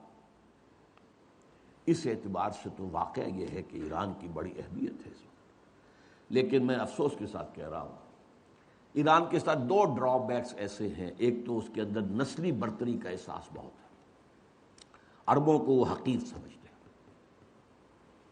اور نمبر 2 یہ کہ مذہبی تنگ نظری جو ہے، مولویانہ جعفریت جو ہے، وہ ان کے رگوں کے اندر سرایت کیے ہوئے، تو براڈر آؤٹ لک نہیں آ رہا۔ اس لیے میرے نزدیک ایران کا رول فوری طور پر کوئی نہیں ہوگا۔ البتہ یہ ہو سکتا ہے کہ گلوبلائزیشن کا جب مرحلہ آئے گا اسلام کا، اس وقت حضرت مہدی سلام علیہ کا ظہور ہو چکا ہوگا، تو شاید اس مرحلے پر ایران کام کرے، اللہ اعلم۔ اب باقی تینوں ملکوں پہ آئیے، افغانستان یا خراسان، پاکستان، بھارت۔ ایک عجیب تاریخی حقیقت کی طرف توجہ دلا رہا ہوں۔ تاریخ میں بہت سے ایسے دور گزرے ہیں ہندوستان کی عظمت کے جس میں یہ تینوں ملک ایک تھے۔ وہ اشوکا کا دور ہو، وکرماجیت کا دور ہو، وہ چندر گپت موریہ کا دور ہو۔ آپ کو معلوم ہے بدھزم جو ہے اس کا سب سے بڑا مرکز تو افغانستان تھا۔ سب سے بڑا بت جو ہے وہ تو بامیان میں تھا جسے گرایا ہے جو طالبان نے۔ بدھا کا سب سے بڑا مجسمہ وہاں تھا۔ یہ سارا در حقیقت جو تہذیب، گندھارا تہذیب، یہ قندھار کیا ہے؟ گندھارا تہذیب جو ہے وہ تو بدھ مت تہذیب تھی۔ تو یہ تقریباً ایک ملک رہے، پھر پٹھانوں کے دور میں ایک رہے، پھر مغلوں کے دور میں ایک رہے، اور میں اب تاریخی بات یاد دلا رہا ہوں۔ کوسی جن نے کہا تھا یہ 1971 میں جب یہ بنگلہ دیش کا ہمارا فال ہوا ہے، اس کی تجویز تھی کہ ایک حکومت قائم کی جانی چاہیے، the United States of the great Indian peninsula, اس میں افغانستان، پاکستان، بھارت، بنگلہ دیش کو شامل کیا جائے۔ بہرحال یہ چیزیں میں نے، اور اب جو کچھ ہو رہا ہے، ظاہر بات ہے کہ جب ہمیں دیکھ لیا کہ کمزور ہو رہے ہیں، ان کے پاؤں تو لڑکھڑا ہی رہے ہیں، یہ تو خاتمے کے قریبی ہیں، تبھی تو امید ہو رہی ہے انہیں کہ کوئی کنفیڈریشن ہو جائے۔ اڈوانی صاحب نے کھل کر کہا، آج سے پہلے تو کسی نے نہیں کہا تھا، ابھی ہمارے پاؤں جمے ہوئے تھے زمین میں، اب وہ لڑکھڑا رہے ہیں۔ بہرحال اس اعتبار سے ہم نہیں کہہ سکتے کہ یہ تینوں ملک جو ہیں ان میں سے اللہ تعالیٰ، ظاہر بات ہے کہ پہلے تو ہمیں سب سے زیادہ توقع جی پاکستان ہی سے تھی، پاکستان اسی لیے بنایا گیا تھا، اس میں ہم فیل ہو چکے ہیں، it has to be admitted. ہم اپنا وجہ جواز کھو چکے ہیں، رضوان دیت ختم ہو چکا ہے۔ اب یہ ہے کہ امریکہ کی آپ جب تک اس کی اسٹریٹجی کے مطابق چلتے رہیں گے وہ آپ کو باقی رکھے گا، ورنہ یہ ہے کہ وہ ختم کر دے گا۔ اور اگر ذرا سے بھی کوشش آپ نے کی کہ چائنا کی طرف لپکیں، اور جو کنٹینمنٹ آف چائنا کا حصار امریکہ بنانا چاہ رہا ہے، جس میں لیڈنگ رول اس نے دینا ہے بھارت کو، اور اس میں افغانستان بھی نتھی ہو چکا ہے، بھارت اور افغانستان کے درمیان تو تقریباً کانفیڈریشن قائم ہو چکی ہے، اور افغانستان ہمیشہ سے بھارت کا جو جھولی چک رہا ہے۔ یہ تو طالبان کے زمانے میں معاملہ بدلا تھا، یا یہ جو جو اینٹی رشین جو جہاد وہاں ہوا تھا اس میں معاملہ بدلا تھا، ورنہ آپ کے دل میں یہ ہوگا یا ہونا چاہیے کہ جب پاکستان وجود میں آیا ہے تو یونائٹڈ نیشنز کی ممبرشپ کی قرارداد جب پیش کی گئی کہ پاکستان کو بھی یونائٹڈ نیشنز کا UN کا ممبر بنا لیا جائے، تو ایک ہی ملک دنیا میں تھا جس نے مخالفت کی اور وہ افغانستان تھا۔ آج اسی کی روح دوبارہ کرزئی کی شکل میں آپ کے سر پر سوار بیٹھی ہوئی ہے۔ بہرحال یہ صورتحال جو ہے پاکستان کے بارے میں، اگر پاکستان نے کوشش کی تو پھر یہ کرنچ آئے گا ادھر سے بھی اور ادھر سے بھی، اور امریکہ کسی نہ کسی صورت میں ہماری ایٹمک جو ہے نیوٹرلائز کر کے صلاحیت کو کس شکل میں کرے گا یہ میں نہیں کہہ سکتا۔ 100 طریقے ان کے پاس موجود ہیں، ہمارا سارا نظام ہی جیم کر دے، کر سکتے، لیکن ڈو اٹ۔ عراق کا جو پہلی مرتبہ جنگ ہوئی تھی، سارا ان کا جو الیکٹرانک سسٹم تھا جیم کر دیا گیا۔ کیا کرے گا آپ؟ نہ راڈر کام کر رہا ہے، نہ کچھ اور کام کر رہا ہے، نہ کمیونیکیشن ہے، کیسے لڑائی؟ بہرحال یا ایک شکل یہ بھی ہے، اگر جو عوامی تحریک قاضی حسین احمد صاحب چلانے کی کوشش کر رہے ہیں، اگر یہ مومنٹم پکڑ گئی تو کیا ہوگا؟ کیوس میں کیا ہوگا؟ یا کوئی نیا مارشل لا، اور یا پھر پاکستان کا خاتمہ، کہ یہ تو اب انسٹیبل ہو گیا معاملہ، اور یہ بڑا اسٹریٹجک ریجن ہے، یہ انسٹیبلٹی جو ہے یہ ہم برداشت نہیں کر سکتے۔ واللہ عالم، واللہ عالم، یہ اندیشے ہیں، یہ خطرے ہیں۔ بہرحال اب اس سے آگے بڑھ کر یقین ہے کہ ہوگا ضرور مشرقی علاقے میں سے کہیں۔ بھارت کا میں نے ذکر کیوں کیا ہے؟ بھارت تو ایک غیر مسلمان ملک ہے، غیر مسلم ملک ہے، لیکن 18 کروڑ مسلمان وہاں رہتا ہے۔ پاکستان کی آبادی سے زیادہ مسلمان بھارت کے اندر ہیں، اور بھارت کا عام مسلمان پاکستان کے عام مسلمان سے زیادہ مذہبی ہے، یہ نوٹ کر لیجیے۔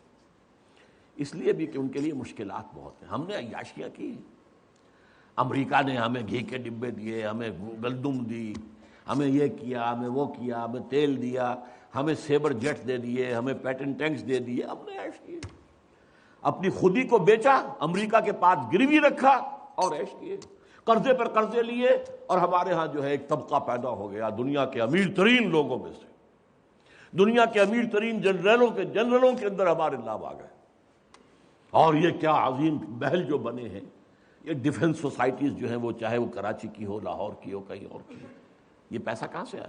قرضوں کا پیسہ جو کہ وہاں سے غبن ہوا، اور وہی واپس جا کر امریکہ کے سوئٹزرلینڈ لینڈ کے بینکوں کے اندر ڈپازٹ بھی ہو گیا۔ یہ سارا معاملہ ہمارا ہوا ہے۔ لیکن جیسا کہ میں نے عرض کیا، ایک اعتبار سے اب میں اس وقت گریٹر انڈیا کی بات کر رہا ہوں، پاکستان جمع بھارت جمع بنگلہ دیش، اس کا جو خاص رول تاریخ میں رہا ہے وہ میں نے کئی دفعہ بیان کیا، اس وقت صرف گنواؤں گا۔ سلسلہ مجددین جو ختم نبوت کے بعد سب سے بڑا سلسلہ ہے رشد و ہدایت کا، 1000 برس تک عالم عرب میں رہا، 11ویں صدی سے ہندوستان میں آ گیا۔ مجدد الفسانی کہاں؟ سرہند میں دفن ہے، ایسٹ پنجاب میں۔ 12ویں صدی کے مجدد شاہ ولی اللہ کہاں دفن ہے؟ دلی میں دفن ہے۔ 13ویں صدی کے مجدد شہید ہوئے بالا کوٹ میں۔ 14ویں صدی کے مجدد دفن ہے دیوبند میں۔ مجددین کا سلسلہ آیا۔ نمبر 2، جب سازشیں ہو رہی تھی خلافت کو ختم کرنے کے لیے تو تحریک خلافت چلی صرف ہندوستان میں، اور اتنے شور سے چلی کہ ہندو شریک ہو گئے اس میں۔ گاندھی کہاں خلافت، شریک، معجزہ ہے۔ پھر ہر جگہ پر مسلمانوں نے آزادی حاصل کی لوکل نیشنلزم کی بنیاد پر، عرب نیشنلزم، ملے نیشنلزم، اور مسلمانوں نے ملک بنایا پاکستان اسلام کی بنیاد، مسلم نیشن ہوڈ، اسلام کے نام۔ پھر یہ پاکستان وجود میں آیا ہے معجزے کے طور پر۔ اس میں بھی میری کتاب ہے، کاش کہ آپ لوگوں کے پڑھنے کی کوئی عادت ہو، دلچسپی ہو۔ استحکام پاکستان کے نام سے کتاب میں نے ثابت کیا پاکستان کا قیام معجزہ تھا، اور سب سے بڑی بات، پاکستان لیلۃ القدر میں نازل ہوئی۔ اللہ تعالیٰ نے ہمیں کیا کیا چیزیں عطا کی تھیں جن میں سے ہم نے کسی کا حق ادا نہیں کیا۔ بہرحال بھارت کا معاملہ، اب دیکھیے اگر تو مشرق کا معاملہ لیا جائے تو پاکستان اس میں میرے نزدیک سر فہرست تھا. اب بھی میں رائٹ آف نہیں کر رہا ہوں، ہو سکتا ہے پاکستان میں یہ پہلے بھی ایک معجزے سے قائم ہوا تھا اور اب بھی ہو سکتا ہے معجزہ ہو جائے. پھر دلوں کو یاد آ جائے پیام سجدہ اور پھر جبھی خاک حرم سے آشنا ہو جائے. ہو سکتا ہے، ہو سکتا ہے. پھر دلوں کو یاد آ جائے گا پیغام سجود، پھر جبھی خاک حرم سے آشنا ہو سکتا ہے. معجزے کے طور پر ہوگا. حالات اس کی طرف کوئی امید افزا صورتحال ہمیں نہیں دکھا رہے. اب آئیے یہ ہوگا کیسے.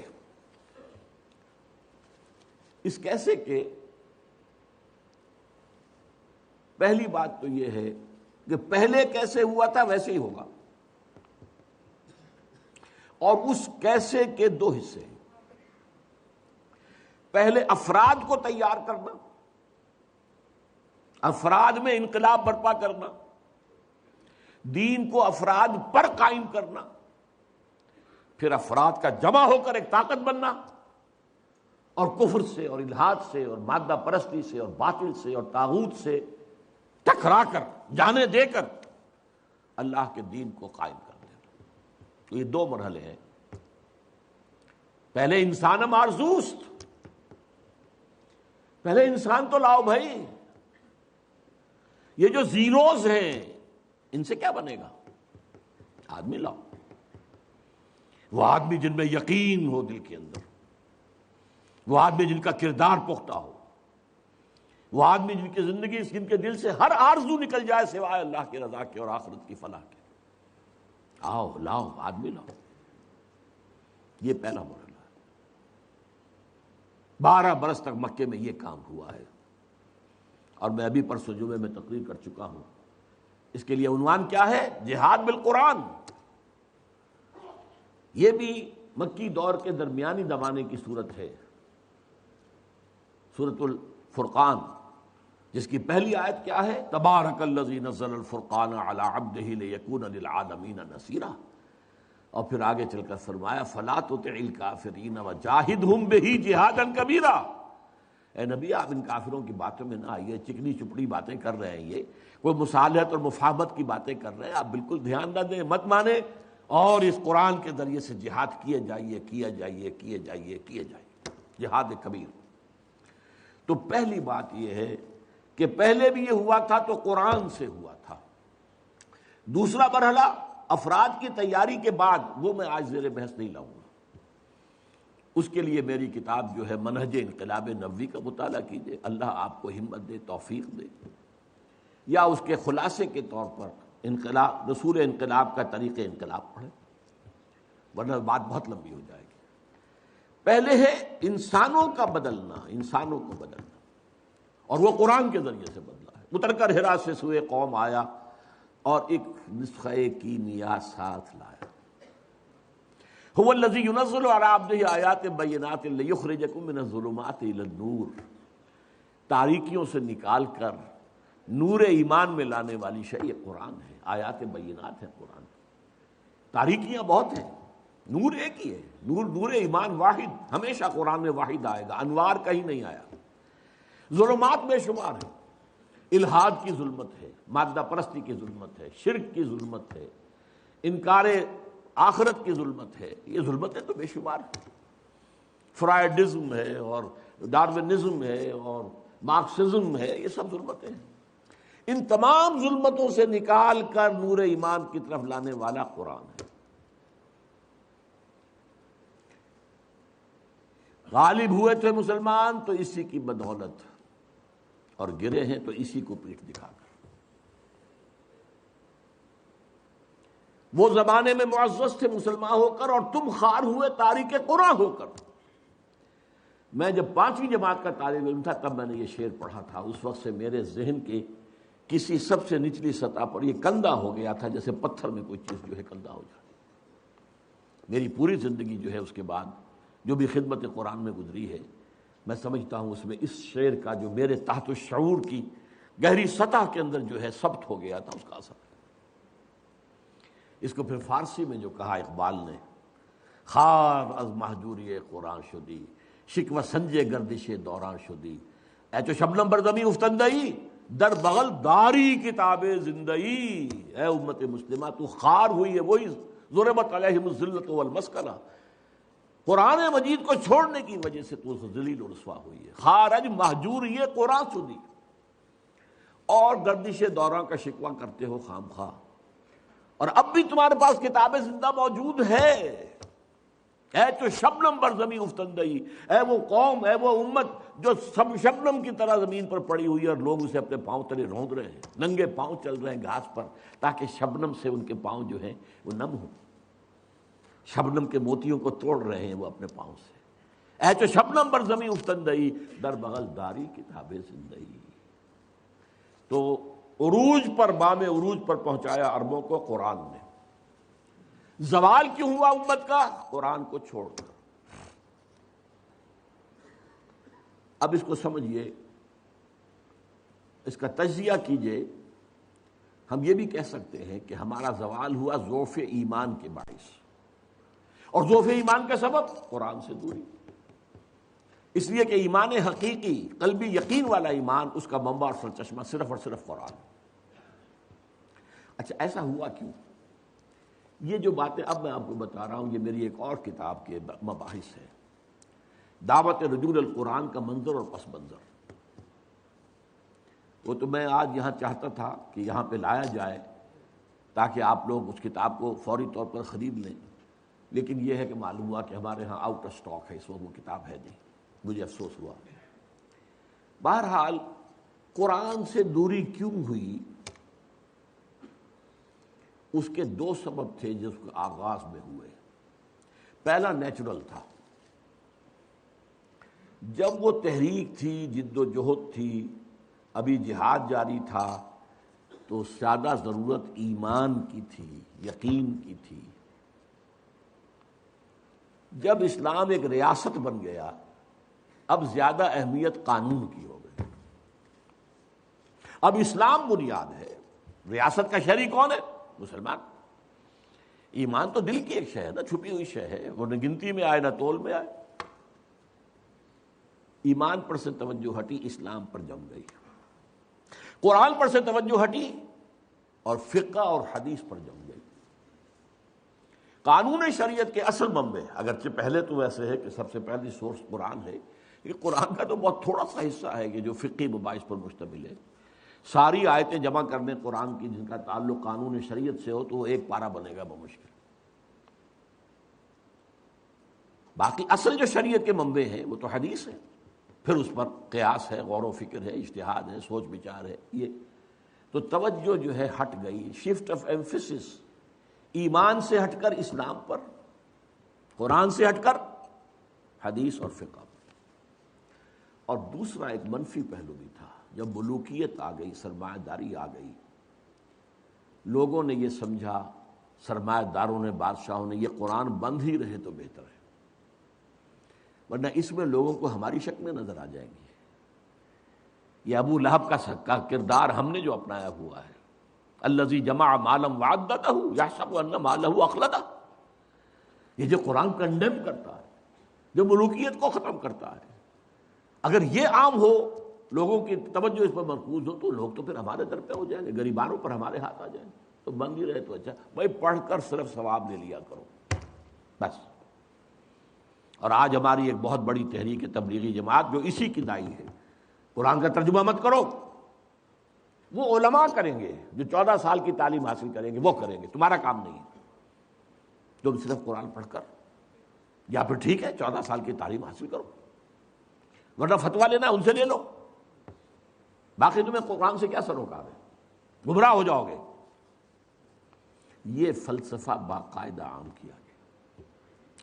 اور تیسرا سبب ایک طبعی صبر تھا، عربی زبان یوں سمجھیے کہ یہ جزیرہ نما عرب ہے، اس سے اسلام جب نکلا تو مشرق میں بھی گیا، مغرب میں بھی گیا، شمال میں زیادہ نہیں ہوئی پیش قدمی، اس لیے کہ کوہ قاف آ گیا، کوکیشین ماؤنٹینز جو ہیں وہ رکاوٹ بن گئے، لیکن مشرق عراق سے ہو کر ایران، ایران سے پھر خراسان، ادھر شام سے ہو کر پھر صحرائے سینا سے گزر کر پھر یہ مصر ہے اور لیبیا ہے اور یہ ہے اور وہ ہے، اٹلانٹک تک۔ اب ایک بڑا باریک فرق ہے، اس میں ذرا غور کریں۔ عربی زبان مشرق کی طرف نہیں جا سکی، اسلام تو گیا، عربی زبان نہیں گئی، اس لیے کہ پرشین لینگویج بہت مضبوط زبان تھی، پرشین کلچر بہت مضبوط کلچر تھا۔ عربی اس کو ڈسپلیس نہیں کر سکی، ریپلیس نہیں کر سکی، چنانچہ ان تمام علاقوں کے اندر سرکاری زبان فارسی رہی ہے۔ ہمارے ہاں مغلوں کی زبان فارسی، اس سے پہلے جو خاندان غلامہ اور خاندان جو بھی تھے، لودھی تھے، خلجی تھے، فلاں تھے، سب فارسی، سرکاری زبان فارسی، عربی کا سروکار ہی نہیں۔ یہ خاص طور پر ہمارے مشرقی ممالک کی محرومی کا سبب بن گیا۔ مغرب میں ثقافتی اعتبار سے خلا تھا، خلا کو عربی نے پر کر لیا۔ پورا شمالی افریقہ عرب ہے، عرب بولتے۔ اس حقیقت کو ذہن میں رکھیے تو ہمارا خاص طور پر، اور جو ہمارا اس وقت کا موضوع ہے مشرقی ممالک، جو مشرقی ممالک تھے وہ عربی سے محروم رہے۔ یہاں عربی زبان صرف علماء، اور وہ بھی عربی زبان میں قرآن سے اتنا ان کو دلچسپی نہیں تھی جتنی فقہ سے اور حدیث سے، بلکہ حدیث سے بھی بہت کم، فقہ تھی۔ اب ایک اور تاریخی جو ہے ذرا جائزہ لے لیجئے۔ دیکھیے بر عظیم پاک و ہند میں پہلے اسلام آیا تھا سن 92-93 ہجری میں، 712-713 عیسوی، محمد بن قاسم کے زیر قیادت۔ یہ خالص عربی اسلام تھا، ابھی نہ فقہ تھی، نہ حنفی، نہ مالکی، نہ شافعی، کچھ نہیں تھا، نہ معتزلی تھے، نہ کچھ اور تھے، یہ سب ایک ہی عرب اسلام تھا، اس میں عجم کا کوئی دخل ہی نہیں، لیکن یہ بہت شارٹ لیوڈ رہا۔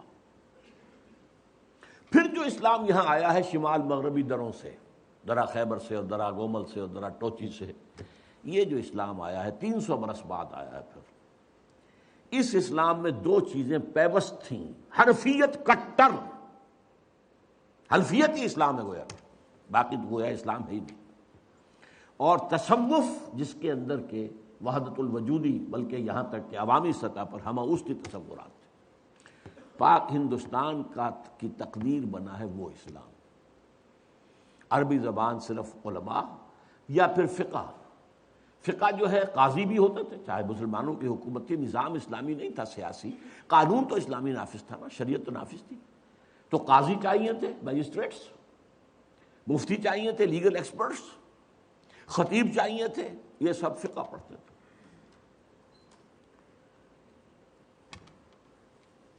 اور قرآن سے جو دوری رہی اور حدیث سے جو دوری رہی، یہ کہیں جا کر وہ 11ویں 12ویں صدی میں جا کر قرآن اور حدیث کی طرف رجوع ہوا ہے۔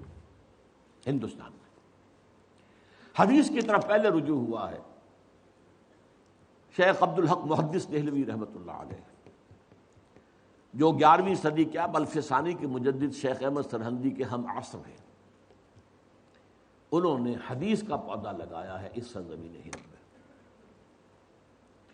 12ویں صدی میں شاہ ولی اللہ دہلوی آئے ہیں، انہوں نے قرآن کو کھولا۔ کس طرح؟ فارسی ترجمہ کیا۔ اس سے پہلے ترجمہ کرنا حرام سمجھا جاتا تھا، گناہ سمجھا جاتا تھا، جرم سمجھا جاتا تھا، اور شاہ ولی اللہ کے خلاف بھی عوامی ایجیٹیشن ہوئی ہے مولویوں کے ذریعے سے، مار دو اس کو، ترجمہ کرتا ہے۔ اور 2 افغانی، انہیں ولایتی کہتے تھے اس زمانے میں، ولایت، یہ ولایت تھا نا، دوسرا ملک تھا، 2 ولایتی بلا لیے گئے تھے، فتح پوری کی مسجد میں عصر کے بعد درس حدیث دیا کرتے تھے، وہاں سے نکلے ہیں تو کھڑے ہوئے تھے وہ 2 پٹھان، 2 افغان قتل کرنے کے لیے، لیکن کچھ روب ایسا پڑا ان پر شاہ صاحب کی نورانیت کا یا شخصیت کا کہ وہ قتل نہیں کر سکے، ورنہ قتل کر دیں۔ بہرحال حدیث کا، اور پھر دوسرے انہوں نے الفوز الکبیر کتاب لکھی، جس سے عام آدمی کے لیے بھی فہم قرآن کی کوشش کرنا ممکن ہو گیا۔ پھر ان کے 3 بیٹے، 4 میں سے 3 بیٹوں نے قرآن کے ترجمے کیے اردو میں۔ شاہ صاحب نے تو فارسی میں کیا تھا، جو اس وقت کی آفیشیل لینگویج تھی، جو آج کی انگریزی تھی، گویا کہ انگریزی دور کی انگریزی اور مسلمان دور کی فارسی۔ اسی لیے تو وہ آپ کے ہاں کہاوت ہے نا، پڑھے فارسی اور بیچے تیل، دیکھو رے قسمت کے کھیل۔ فارسی پڑھ کے تو اسے سرکاری عہدیدار ہونا چاہیے، یہ تیل کیوں بیچ رہا ہے؟ اور یہی حال ہمارا بعد میں ہوا انگریزی کا۔ اس اعتبار سے شاہ عبد العزیز نے ترجمہ بھی کیا، تفسیر بھی لکھی، تفسیر عزیز اردو میں۔ شاہ عبد القادر نے ترجمہ کیا با محاورہ، شاہ رفیع الدین نے کیا لفظی ترجمہ۔ اور یہ سب کیا ہوا ہے 19ویں صدی کے شروع میں۔ 19ویں صدی کا درمیانی حصہ جو تھا وہ تحریک مجاہدین سید احمد بریلوی اور شاہ اسماعیل شہید کی جد و جہد اس میں گزرا، اور یا پھر جس کو کہا جاتا تھا غدر، پہلی جنگ آزادی اس میں گزرا۔ لیکن 19ویں صدی کے آخر میں سر سید احمد خان نے تفسیر لکھی، 15 پارے کی تفسیر ان کی اب بھی ملتی ہے، اور اس میں الہاد ٹھوک ٹھوک کر بھر دیا۔ اس میں معجزات کا انکار ہے، اس میں فرشتوں کے وجود کا انکار ہے، اس میں جنات کے علیحدہ وجود کا انکار ہے۔ یعنی جو بھی نیوٹونین سائنس کی گرفت میں آنے والی چیزیں نہیں ہیں، کیسے ہو سکتا ہے کہ سمندر پھٹ جائے؟ یہ کیا مولویوں نے بتا رکھا ہے؟ نہیں، یہ تو مد و جزر کا معاملہ تھا۔ سمندر جزر پر تھا تو حضرت موسیٰ نکل گئے، اور جب فرعون آیا تو وہ مد کے اوپر آ گیا، بس غرق ہو گیا۔ یہ ساری توجیحات، فرشتے کوئی نہیں ہے، فرشتے فورسز آف دی نیچر کا نام۔ اب ظاہر بات ہے کہ سر سید جو ہے وہ ہندوستان میں مسلمانوں کا قومی رہنما بن کر ابھر رہا تھا، اور اس میں کوئی شک نہیں ہے۔ قومی اعتبار سے بہت مخلص تھا، بہت خیر خواہ تھا، اس میں کوئی شک نہیں۔ دینی اعتبار سے سخت گمراہ تھا۔ اس کی تفسیر نے جو گمراہی پھیلانی شروع کی ہے، تب علماء کو ہوش آئی ہے۔ پھر جو تفسیریں یہاں لکھی گئی ہیں ہندوستان میں اور ترجمے ہوئے ہیں، اس کی کوئی نظیر آپ کو نہ تو پوری مسلم تاریخ میں ملے گی، نہ کنٹمپریری مسلم ورلڈ میں ملے گی۔ کتنی تفسیریں لکھی۔ شیخ الہند نے ترجمہ کیا، محمود حسن دیوبندی نے اردو میں ترجمہ کیا، اس پر حواشی مکمل کیے شبیر عثمانی شیخ الاسلام نے۔ اسی طرح بریلویوں کے امام جو ہیں امام احمد رضا خان، انہوں نے ترجمہ کیا، اس پر حواشی لکھے مفتی نعیم مراد آبادی نے۔ اہل حدیث نے لکھی، مولانا سلام اللہ امرتسری نے لکھی، مختلف جو مذہبی تھے انہوں نے بھی تفسیریں لکھی، مولانا اشرف علی تھانوی نے لکھی، ان کے شاگردوں کو سمجھ لیجیے 3 تفسیریں انہوں نے لکھی، مولانا عبد الماجد دریابادی نے لکھی، مولانا مفتی محمد شفیع صاحب نے معارف القرآن لکھی، مفتی ادریس کاندھلوی صاحب نے، مولانا ادریس کاندھلوی نے لکھی، تفسیروں کا سیلاب۔ پھر دوسری طرف جو سر سید کے پیروکار تھے ان میں قادیانی سامنے آئے، انہوں نے تفسیریں لکھی۔ بشیر الدین محمود نے 2 تفسیریں لکھی، تفسیر کبیر، تفسیر صغیر، محمود احمد، بشیر الدین محمود احمد۔ مولوی محمد علی کی تفسیر جو تھی انگریزی کی، وہ بہت مقبول ہوئی، اس لیے کہ اس وقت تک انگریزی میں کوئی ترجمہ اور تفسیر تھی ہی نہیں، اور جدید جو طبقہ پیدا ہو رہا تھا جو مسلمانوں کا انگریزی پڑھ کر انہیں ظاہر بات ہے کہ ضرورت تھی کہ انگریزی میں۔ اسی طرح علامہ مشرقی سائنٹیفک قسم کی جو توجیحات انہوں نے کی۔ لیکن یہ میں نے کہا ایک تو رائٹسٹ، ایک لیفٹسٹ علماء، یہ رائٹسٹ دیوبندی، بریلوی، اہل حدیث، یہ سر سید کے جو چیلے تھے وہ علامہ مشرقی ہوں یا قادیانی ہوں یا یہ کہ پرویزی ہوں، اہل قرآن ہوں، یہ دوسری طرف۔ درمیان میں 3 شاخیں تھیں۔ ایک شاخ تھی ابو الکلام آزاد، ابو الاعلی مودودی۔ ابو الکلام کی تفسیر نے آ کے تہلکہ مچا دیا تھا، اگرچہ وہ پوری نہیں ہے اور تفسیر بھی نہیں ہے، ترجمہ ہے زیادہ تر، کچھ حواشی۔ اور مولانا مودودی کی تفسیر القرآن پوری دنیا میں پھیلی، اس میں کوئی شک نہیں۔ اسی طریقے سے علامہ اقبال اگرچہ مفسر نہیں ہیں، لیکن ان کا کلام جو ہے اس میں قرآنی حقائق جس طرح سموئے گئے ہیں، میں انہیں مفسر مانتا ہوں۔ اور ڈاکٹر رفیع الدین جنہوں نے قرآن اور علم جدید نامی کتاب لکھی۔ تیسرے مولانا فراہی اور مولانا اصلاحی، یہ شاخیں ہیں۔ اور یہ میں نے آپ کو صرف میری کتاب پڑھی ہے، جب چھپ جائے گی دوبارہ نیا ایڈیشن آ جائے گا، دعوت رجوع القرآن کے منظر اور پس منظر۔ یہ ایک سیلاب آیا ہے اس بر عظیم پاک و ہند میں تفاسیر کا، تراجم کا، اور یہ واقعہ یہ ہے کہ اس کی کوئی نظیر، جیسا کہ میں نے کہا ہے نہ تو ہماری پچھلی تاریخ دے سکتی ہے اور نہ کنٹمپریری مسلم ورلڈ میں کسی ملک میں اتنا کام ہوا ہے قرآن پر۔ اب اللہ کے فضل سے ہم آگے بڑھ رہے ہیں، تحریک رجوع الی القرآن ایک تحریک کی شکل میں، اس کی توفیق اللہ نے اپنے ایک بہت ہی حقیر اور ناچیز بندے کو دی ہے۔ میں نے اس کام کا بیڑا اٹھایا،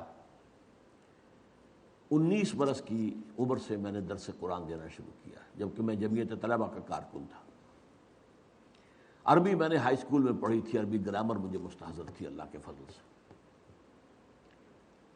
اور اس کے بعد سے لے کر آج تک میں درس قرآن کا کام کرتا ہوں۔ ایک تحریک کی شکل میں ہے یہ کوئی روایتی درس نہیں ہے، میں کوئی عالم دین نہیں ہوں روایتی، میں مفسر نہیں ہوں معاذ اللہ، مجھ سے لوگوں نے کہا آپ تفسیر کیوں نہیں لکھتے، میرا اس کی حیثیت ہی نہیں، میں قرآن کا داعی ہوں، مبلغ ہوں، قرآن کا خادم ہوں، قرآن کا پیغام اور قرآن کی حکمت ان دونوں کو میں عام کر رہا ہوں، لیکن تفسیر لکھنا جو ہے یہ ایک بہت بڑی ذمہ داری کا کام ہے، میں اس کا اہل نہیں ہوں۔ ایک صاحب نے ایک زمانے میں بہت زور لگایا تھا آپ ایک ترجمہ لکھ، جس زمانے میں الہدا کا ڈنکا بج رہا تھا اس ملک میں، سن 81-82 کی بات کر رہا ہوں، الہدا پروگرام میرا پاکستان ٹیلی ویژن کا، تو ایک صاحب نے سوچا کہ ان کے نام سے کوئی ترجمہ بازار میں آ گیا تو بہت بک جائے گا، میرے پیچھے پڑے رہے، اب فوت ہو گئے، افضل نام تھا ان کا، کہ آپ میں نے کہا بھائی میں نہیں کر سکتا یہ کام، میں اس کا اہل نہیں ہوں، آپ ترجمہ لکھ 4-6 تفسیریں ترجمے سامنے رکھ کے آپ لکھ دیجیے بس۔ میں نے کہا نہیں، خدا کے لیے نہیں، تو میرا کوئی دعویٰ مفسر ہونے کا نہیں ہے، میرا کوئی دعویٰ مترجم ہونے کا بھی نہیں ہے، ترجموں میں بھی میں مدد لیتا ہوں دوسرے تراجم سے، اس میں ہے فائدہ، اگرچہ عربی زبان کا کچھ نہ کچھ فہم اللہ نے شمولیت دی ہے۔ بہرحال یہ تحریک رجوع القرآن جو ہے یہ ایک فضل عظیم ہوا ہے اس حقیر سے بندے پر، اس نے اس کو تحریک کی شکل دی ہے۔ اچھا اس میں جو ہے دیکھیے جو چیزیں لڑیاں میں نے گنوائی ہیں، رائٹ، لیفٹ، سینٹر، ان میں سے 4 کو الحمدللہ الحمدللہ الحمدللہ اللہ کا فضل ہے اس نے میری ذات میں جمع کر دیا۔ اس کو میں نے تفصیل سے بیان کیا ہے اپنی اسی کتاب میں، جیسے ایک حوض کے اندر 4 نالیوں سے پانی آ رہا ہے، ایک نالی ابوین، ابو الاعلی، ابو الکلام، اسلام کا تحریکی انداز، قرآن کی تحریکی تفسیر وہ ان کے ہوں، دوسری ہی این، فراحی اصلاحی، قرآن کا نظم، قرآن کا ربط، قرآن کا فطری استدلال، یہ ان کا موضوع، تیسری ڈاکٹرین، اقبال اور رفیع الدین، قرآن اور علم جدید، فلسفہ جدید، فلسفہ قدیم، ان سب کے حوالے سے قرآن کی تفسیر وہ اقبال ہے، اور شیخین، میرے 2 شیخ ہیں، شیخ الہند جنہیں میں 14ویں صدی ہجری کا مجدد اعظم سمجھتا ہوں، محمود حسن دیوبندی، جن کا ترجمہ اور پہلے 5 پاروں کے حواشی بھی ان کے اپنے لکھے ہوئے، تفسیر عثمانی کہلاتی ہے، اس لیے کہ باقی 25 پاروں کے حواشی جو ہیں وہ شیخ الاسلام، پاکستان کے واحد شیخ الاسلام ہیں، اور شاید اسی لیے ہے کہ میں شیخین کہہ سکوں، میرے 2 شیخین ہیں، 2 ابوین ہیں، 2 دکترین ہیں، 2 ہیین ہیں، ان 4 نالیوں سے، 4 پائپ سے میری حوضی کے اندر پانی آیا۔ اس پر اضافہ جو ہے یہ کہ اللہ نے مجھے منطقی ذہن دیا تھا، میں نے منطق پڑھی کبھی نہیں، اور میری تعلیم میں سائنس کا بیک گراؤنڈ شامل ہو گیا، ان سب کے اثر بھی ہوا۔ پھر اب دیکھیے گن لیجئے، صرف وقت نہیں ہے میرے پاس، تیزی سے ختم ہو رہا ہے۔ عوامی درس قرآن جس کا ذکر کیا شیخ الہند نے 1920 میں، وہ اللہ نے ہمارے ذریعے سے کروایا، 500 700 درس قرآن کے اندر اتوار کی صبح کو لوگ جمع ہوتے رہے۔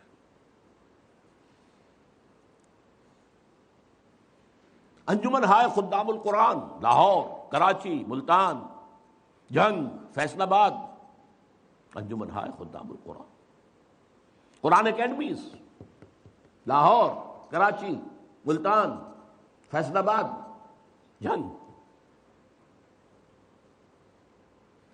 قرآنی تربیت گاہیں، 1 مہینے کی، 7 دن کی، 20 دن کی، 2 ہفتے کی تربیت گاہیں، کبھی کوئٹہ میں ہو رہی ہے، کبھی اسلام آباد میں ہو رہی ہے، کبھی کراچی میں ہو رہی ہے تربیت گاہیں۔ پھر تراویح کے ساتھ ترجمہ قرآن، یہ طرز خاص ہے، ایجاد میری، اس کا تصور نہیں کیا جا سکتا تھا کہ 5 گھنٹے، 5.5، اور شروع میں نے جب کیا تھا 6 گھنٹے لگتے تھے جبکہ تراویح ختم ہوتی تھی اور عشاء کی نماز۔ پھر فیلوشپ اسکیم شروع کی، پھر 1 ایئر کورس شروع کیا۔ پڑھے لکھے لوگ جو ہے ایم ایس سی ہیں، بی ایس سی ہیں، یہ ہیں، پی ایچ ڈی ہیں، ڈاکٹر ہیں، انجینئر ہیں، یہ آئیں اور 1 سال لگائیں، یا اب ہم نے اسے 9 مہینے کا کیا ہوا ہے، اور یہاں عربی پڑھیں، قرآن پڑھیں۔ الحمدللہ اس سے بھی بے شمار لوگ نکل چکے ہیں۔ پھر یہ ہے کہ ایک بڑی ٹیم اب تیار ہو چکی ہے جو اعلیٰ تعلیم یافتہ لوگ ہیں، ایسے نہیں ہیں، انجینئر ہیں، ڈاکٹرز ہیں، ایم ایز ہیں، ایم ایس سیز ہیں، پی ایچ ڈیز ہیں، وہ اب درس قرآن دے رہے ہیں۔ گئے دن کے تنہا تھا میں انجمن میں، یہاں اب میرے راستہ اور بھی۔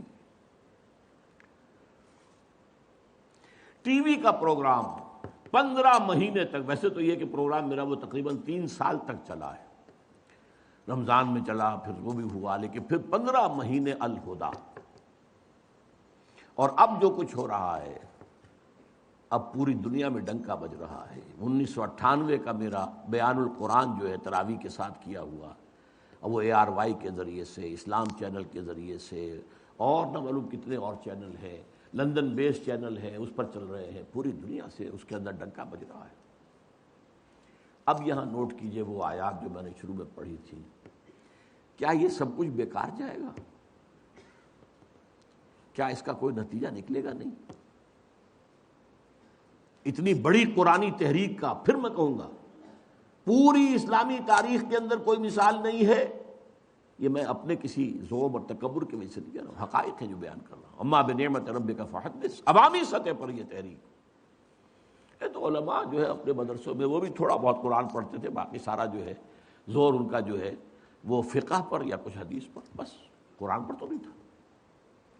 بہرحال میں نے آپ کو وہ آیات سنائی، طٰہٰ مَا أَنزَلْنَا إِلَيْكَ الْقُرْآنَ لِتَشْقَىٰ، آپ ناکام نہیں ہوں گے، قرآن آپ پر اس لیے نازل نہیں کیا گیا۔ وَبِالْحَقِّ أَنزَلْنَاهُ وَبِالْحَقِّ نَزَلَ وَمَا أَرْسَلْنَاكَ إِلَّا مُبَشِّرًا وَنَذِيرًا إِنَّهُ لَقَوْلٌ فَصْلٌ وَمَا هُوَ بِالْهَزْلِ إِنَّهُمْ يَكِيدُونَ كَيْدًا وَأَكِيدُ كَيْدًا۔ اور حدیث نبوی، ان اللہ یرفع بہذا الکتاب اقواما ویضع بہ آخرین۔ اب اس جو بھی جد و جہد یہاں ہوئی ہے اللہ کے فضل و کرم سے، اس کا ایک تو خاکم بدہن منفی نتیجہ نکلنے کا اندیشہ ہے پاکستان کے حق میں۔ جتنے بڑے پیمانے پر یہ دعوت رجوع القرآن اس ملک میں چلی ہے، اور پھر بھی یہاں عوام کے اندر کوئی اسلامی تحریک برپا نہیں ہو سکی، عوام کا رخ نہیں ہوا، علماء نے نہ ریکگنائز کیا، نہ توجہ دی، نہ تائید کی، نہ تحسین کی، مخالفت کی۔ میں یہاں سورہ سجدہ کی آیت سنا رہا ہوں آپ کو، وَمَنْ أَظْلَمُ مِمَّنْ ذُكِّرَ بِآيَاتِ رَبِّهِ ثُمَّ أَعْرَضَ عَنْهَا إِنَّا مِنَ الْمُجْرِمِينَ مُنْتَقِمُونَ۔ ان سے بڑھ کر ظالم اور کون ہوگا جنہیں اللہ کی آیات کے ذریعے سے تذکیر کرائی گئی ہو۔ میں نے وعظ نہیں کہے ہیں، میں نے آیات الہی کا درس دیا ہے، میں نے آیات الہی کے ذریعے سے فذکر بالقرآن من یخاف وعید۔ تو ان سے بڑھ کر ظالم کون ہوگا جنہیں اللہ کی آیات، ان کے رب کی آیات کے ذریعے سے تذکیر کرائی گئی ہو، پھر بھی ثم اعرض عنہا، پھر بھی ان سے اعراض کیا ہو۔ اور بڑے سخت الفاظ ہیں، انا من المجرمین منتقمون، ہم ایسے مجرموں سے تو انتقام لے کر رہیں گے۔ اللہ ہمیں اپنی پناہ میں رکھ لے، ہمیں معاف کر دے۔ اور دوسری بات، وَإِن يَكْفُرْ بِهَا هَؤُلَاءِ فَقَدْ وَكَّلْنَا بِهَا قَوْمًا لَيْسُوا بِهَا بِكَافِرِينَ۔ یہ بھی حضور کی دلجوئی کے لیے آیت نازل ہوئی تھی سورہ انعام میں، اے نبی اگر آپ کی اس قوم نے اس قرآن کی ناقدری کی ہے، 10 برس میں آپ کو 100 آدمی ملے یہاں صرف ناقدری کی۔ ان یکفر بہا ہؤلاء، یہ آپ کی قوم، فقد وکلنا بہا قوما، ہم نے اس قرآن کے لیے ایک قوم کو تیار کر رکھا ہے، اس کے سپرد کی ہوئی ہے خدمت۔ لیسوا بہا بکافرین، وہ کافر نہیں ہوں گے وہ اس کی ناقدری نہیں کریں گے۔ اور تاریخ نے ثابت کیا وہ سرزمین مدینے کی تھی، حضور کا قدم مبارک پہنچا بھی نہیں اور اسلام وہاں پہنچ گیا۔ 7 خزرجی حج کے موقع پر آئے ہیں اور ایمان لائے، اور پھر اگلے سال وہ غالباً 15 تھے، اور پھر کہا ہمیں کوئی آپ اپنے شاگرد دیجئے۔ حضور کا قدم نہیں پہنچا وہاں، کہاں یہ کہ 10 برس ہو گئے مکے میں بنفس نفیس دعوت دے رہے ہیں محمد رسول اللہ صلی اللہ علیہ وسلم۔ کیا یہ کہ اب آپ نے اپنے 2 نوجوان شاگرد بھیجے، ایک تو ان میں سے اندھے بھی تھے بیچارے، نابینا، عبداللہ ابن ام مکتوم، اور دوسرے مصعب بن عمیر رضی اللہ تعالی عنہما، اور وہاں ایک سال میں 75 آدمی حج کے اوپر آ گئے۔ جو 75 آئے ہیں تو 75 پیچھے بھی ہو گئے، یہ ایک سال کی کمائی ہے۔ ان یکفر بہا ہؤلاء فقد وکلنا بہا قوما لیسوا بہا بکافرین۔ میں نہیں کہہ سکتا کہ اللہ تعالیٰ کس ملک کو یہ خوش نصیبی عطا کرے گا جہاں یہ قرآن کا جو نزول ہو رہا ہے ٹیلی ویژن کے ذریعے سے لوگوں کے ذہنوں میں، لوگوں کے دلوں پر وہ نتیجہ خیز ہو۔ جیسے آپ کو معلوم ہے کہ بڑ کا درخت جو ہے اس کی داڑھی نکلا کرتی ہے، اس کی شاخیں ہیں، شاخوں سے نیچے داڑھی کی شکل میں کوئی چیز اترنی شروع ہوئی، وہ زمین تک پہنچ گئی، زمین میں پنجے گاڑ لیے، پھر وہ تنا بن گئی، جس کو ایڈوینٹیشس روٹس کہتے ہیں باٹنی میں۔ ایک تو اصل تنا تھا، اس کی شاخوں کے ساتھ جو ہے یہ نیچے اتر کر داڑھی کی شکل میں اور زمین پر پنجے گاڑ کر وہ پھر تنے بن گئے۔ اسی لیے یہ بہت ایکڑوں کے اندر برگد کا درخت جو ہے وہ پھیل جاتا ہے۔ ایسے برگد کے درخت بھی ہوئے جن کے نیچے پوری فوج آرام کر رہی، غالباً بہار میں۔ بہرحال میں نہیں کہہ سکتا، کہیں نہ کہیں تو یہ جڑ پکڑے گی یہ دعوت، میں نہیں ہوں گا لیکن اس کے نتائج کہیں نہ کہیں نکلیں گے، اس لیے کہ مجھے یقین ہے ما انزلنا علیک القرآن لتشقی انہ لقول فصل وما هو بالحزل بالحق انزلناہ وبالحق نزل اور ان اللہ یرفع بہذا الکتاب اقواما ویضع بہ آخرین۔ جو بھی قوم اس کو لے کر اٹھ کھڑی ہوگی کسے باشد، ہو سکتا ہے اللہ کسی غیر مسلم قوم کو توفیق دے دے۔ آخر تاتاریوں کے ذریعے سے اسلام نے مسلمانوں کو دوبارہ دنیا کے اندر عزت نصیب نہیں ہوئی تھی، کروڑوں مسلمانوں کو قتل کیا اور پھر اسلام نے انہیں فتح کر لیا ہے۔ آیا فتنہ تاتار کے افسانے سے پاسباں مل گئے کعبے کو صنم خانے سے۔ اب میں آخری بات پر آ رہا ہوں جو میری آج کی اس گفتگو کا اصل پس منظر ہے۔ دیکھیے میں نے ابھی تک جو انقلاب کا عرض کیا تھا 2 مرحلے ہوتے ہیں۔ پہلے آدمیوں کو کھینچنا، آدمیوں کو تیار کرنا، ایسے مرد مومن بنانا کہ جو تن من دھن ایک منظم جد و جہد کے تحت لگا دیں اللہ کے دین کے لیے۔ پھر اس کے مرحلے ہیں، وہ پھر میں جیسا کہ میں نے عرض کیا یا منہج انقلاب نبوی پڑھیے اور یا کم سے کم رسول انقلاب کا طریق انقلاب۔